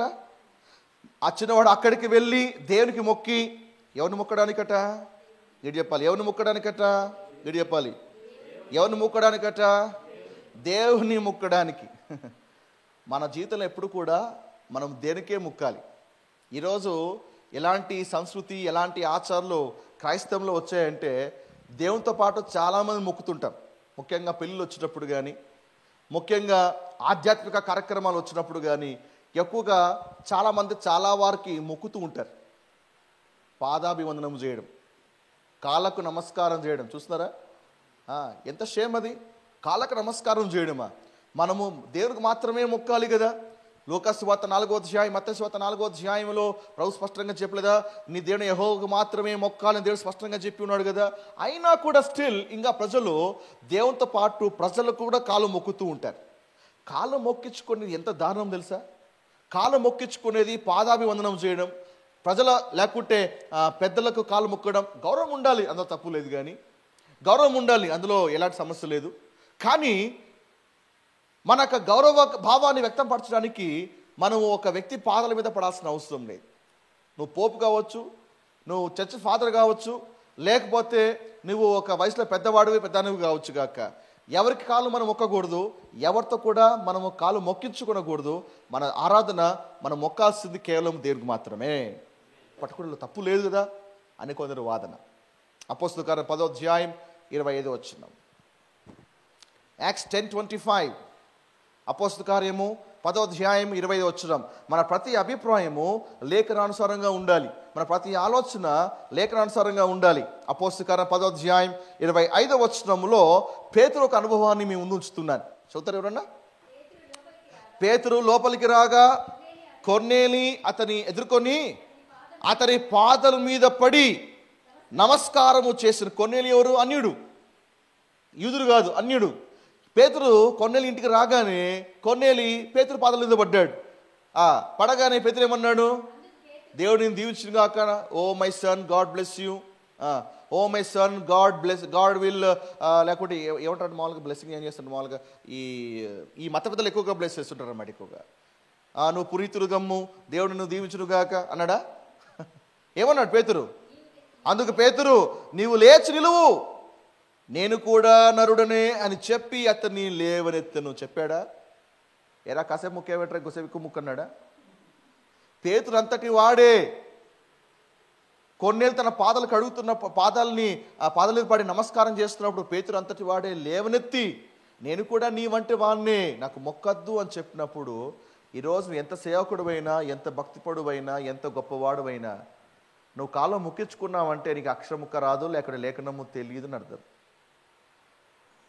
అర్థం చెయ్యి, ప్రజల్ని గుర్తించు, గౌరవించు, కానీ మొక్కడాలు మొక్కించుకోవడాలు అనేది మన జీవితంలో కలిగి ఉండకూడదు. ఏం బిడ్డారా? హల్లెలూయా. ఇంకొక ఎగ్జాంపుల్ మేము చూస్తాను. ప్రకటన గ్రంథం 22వ అధ్యాయం 8-9 వచనాలు. రెవల్యూషన్ 22:8-9. ప్రకటన 22వ అధ్యాయము 8-9 వచనాలు. యోహానును నేను ఈ సంగతులను వినినవాడను, చూచినవాడను. నేను విని చూచినప్పుడు వాటిని నాకు చూపుచున్న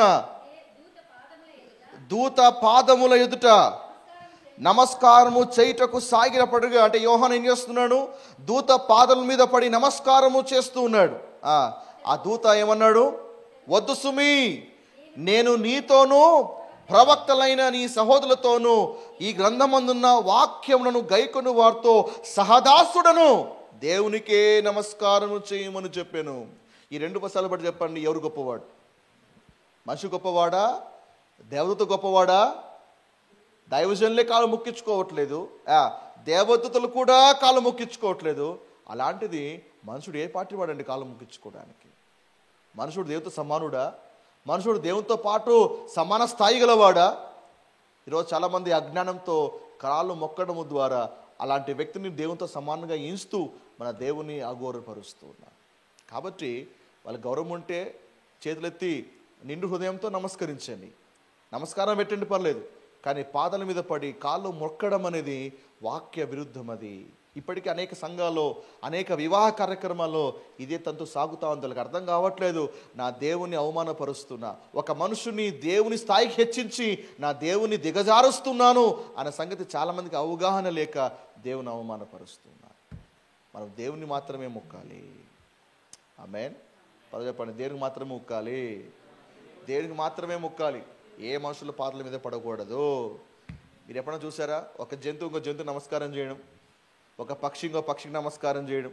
అదేంటో మనుషుడు మాత్రమే చాలా తేడా. మనిషి ఇంకొక మనిషిని నమస్కారం చేస్తున్నాడు.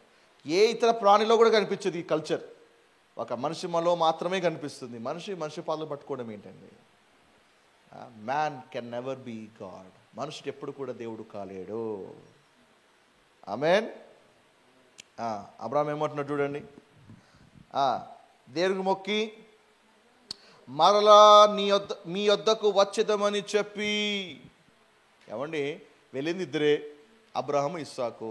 వెళ్ళిన తర్వాత అబ్రహాము ఇస్సాకుని బలి ఇచ్చేస్తే ఇక వెనక్కి ఎంతమంది వస్తారు? ఒకటే రావాలి. కానీ అబ్రహాము ఏమంటాడు తన దాసులతో, మేము వెళ్ళి మరలా మీ వద్దకు వచ్చేద్దామని చెప్తున్నాడు. అంటే అబ్రహాము ఈ మాట చెప్పుటలో అబ్రహాము 2 నమ్ముతున్నాడు. రెండింటిని అబ్రహాం నమ్ముతున్నాడు. మొదటిది ఏం నమ్ముతున్నాడంటే దేవుడి యొక్క వాగ్దానం నమ్ముతున్నాడు. ఎవరు? అబ్రహాం. ఏ వాగ్దానం దేవుడు నమ్మాడు? ఎందుకంటే దేవుడు చెప్పినాడు కదా, నీ సంతానం వలనైనది ఇస్సాకు వలనైనది నీ సంతానం అనబడును అని దేవుడు చెప్పి ఉన్నాడు. దేవుడు ముందుగానే ప్రామిస్ చేస్తూ ఉన్నాడు, నీ యొక్క సంతానం విస్తరించబడుతుంది, ఇసుక రేణు వల్ల విస్తరించబడుతుంది అని దేవుడు చెప్పాడు కదా. కాబట్టి అబ్రహాము మరి ఆ వాగ్దానం గట్టిగా పట్టుకున్నాడు. నేను నిజంగా ఇస్సాకునిస్తే మా దేవుడు చెప్పిన మాట అబద్ధమవుతుంది కదా, కాబట్టి ఐ బిలీవ్ మై ప్రామిస్, నా వాగ్దానం గట్టిగా నమ్ముతున్నాను అని అబ్రహాము ప్రామిస్ గట్టిగా పట్టుకున్నాడు. కాబట్టే ధైర్యముగా ఇస్సాకును దేనికి ఇవ్వగలుగుతూ ఉన్నాడు. ఒక వ్యక్తి దేవునికి ధైర్యంగా ఎప్పుడు ఇవ్వగలుగుతాడో తెలుసా? దేవుని వాగ్దానం గట్టిగా నమ్మినప్పుడు దేవునికి ఇవ్వడానికి ఏమాత్రం కూడా భయపడ్డు. కొందరు దేనికి ఇవ్వడానికి భయం, అమ్మో నేను నా డబ్బులంతా దేవునికి ఇచ్చేసి నేను ఎలా బతకాలి, నావన్నీ దేవునికి సమర్పించుకుంటే నా పరిస్థితి ఏంటి?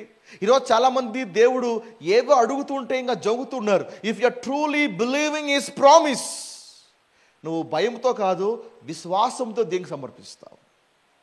హల్లెలూయా. ఎస్. కాబట్టి అబ్రహాము వల్ల నువ్వేం చేయాలంటే నీవు దేవుని వాగ్దానమును గట్టిగా నమ్మడము నువ్వు ప్రారంభించాలి. హల్లెలూయా. నెంబర్ 2 ఏం నమ్మాడు అబ్రహాము?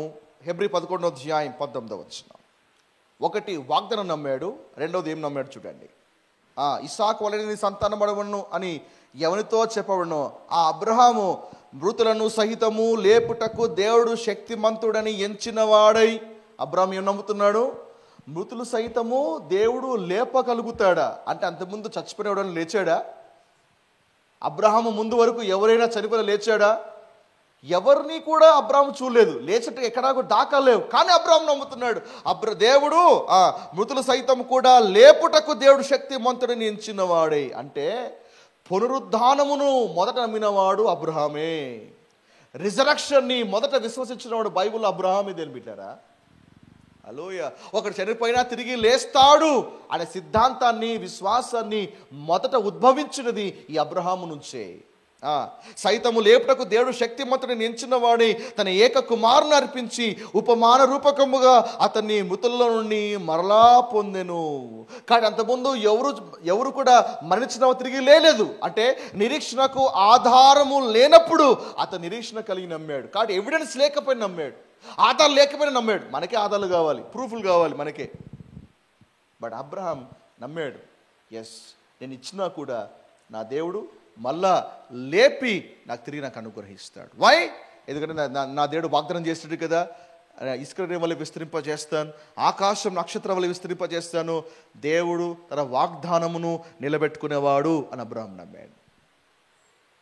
హల్లెలూయా.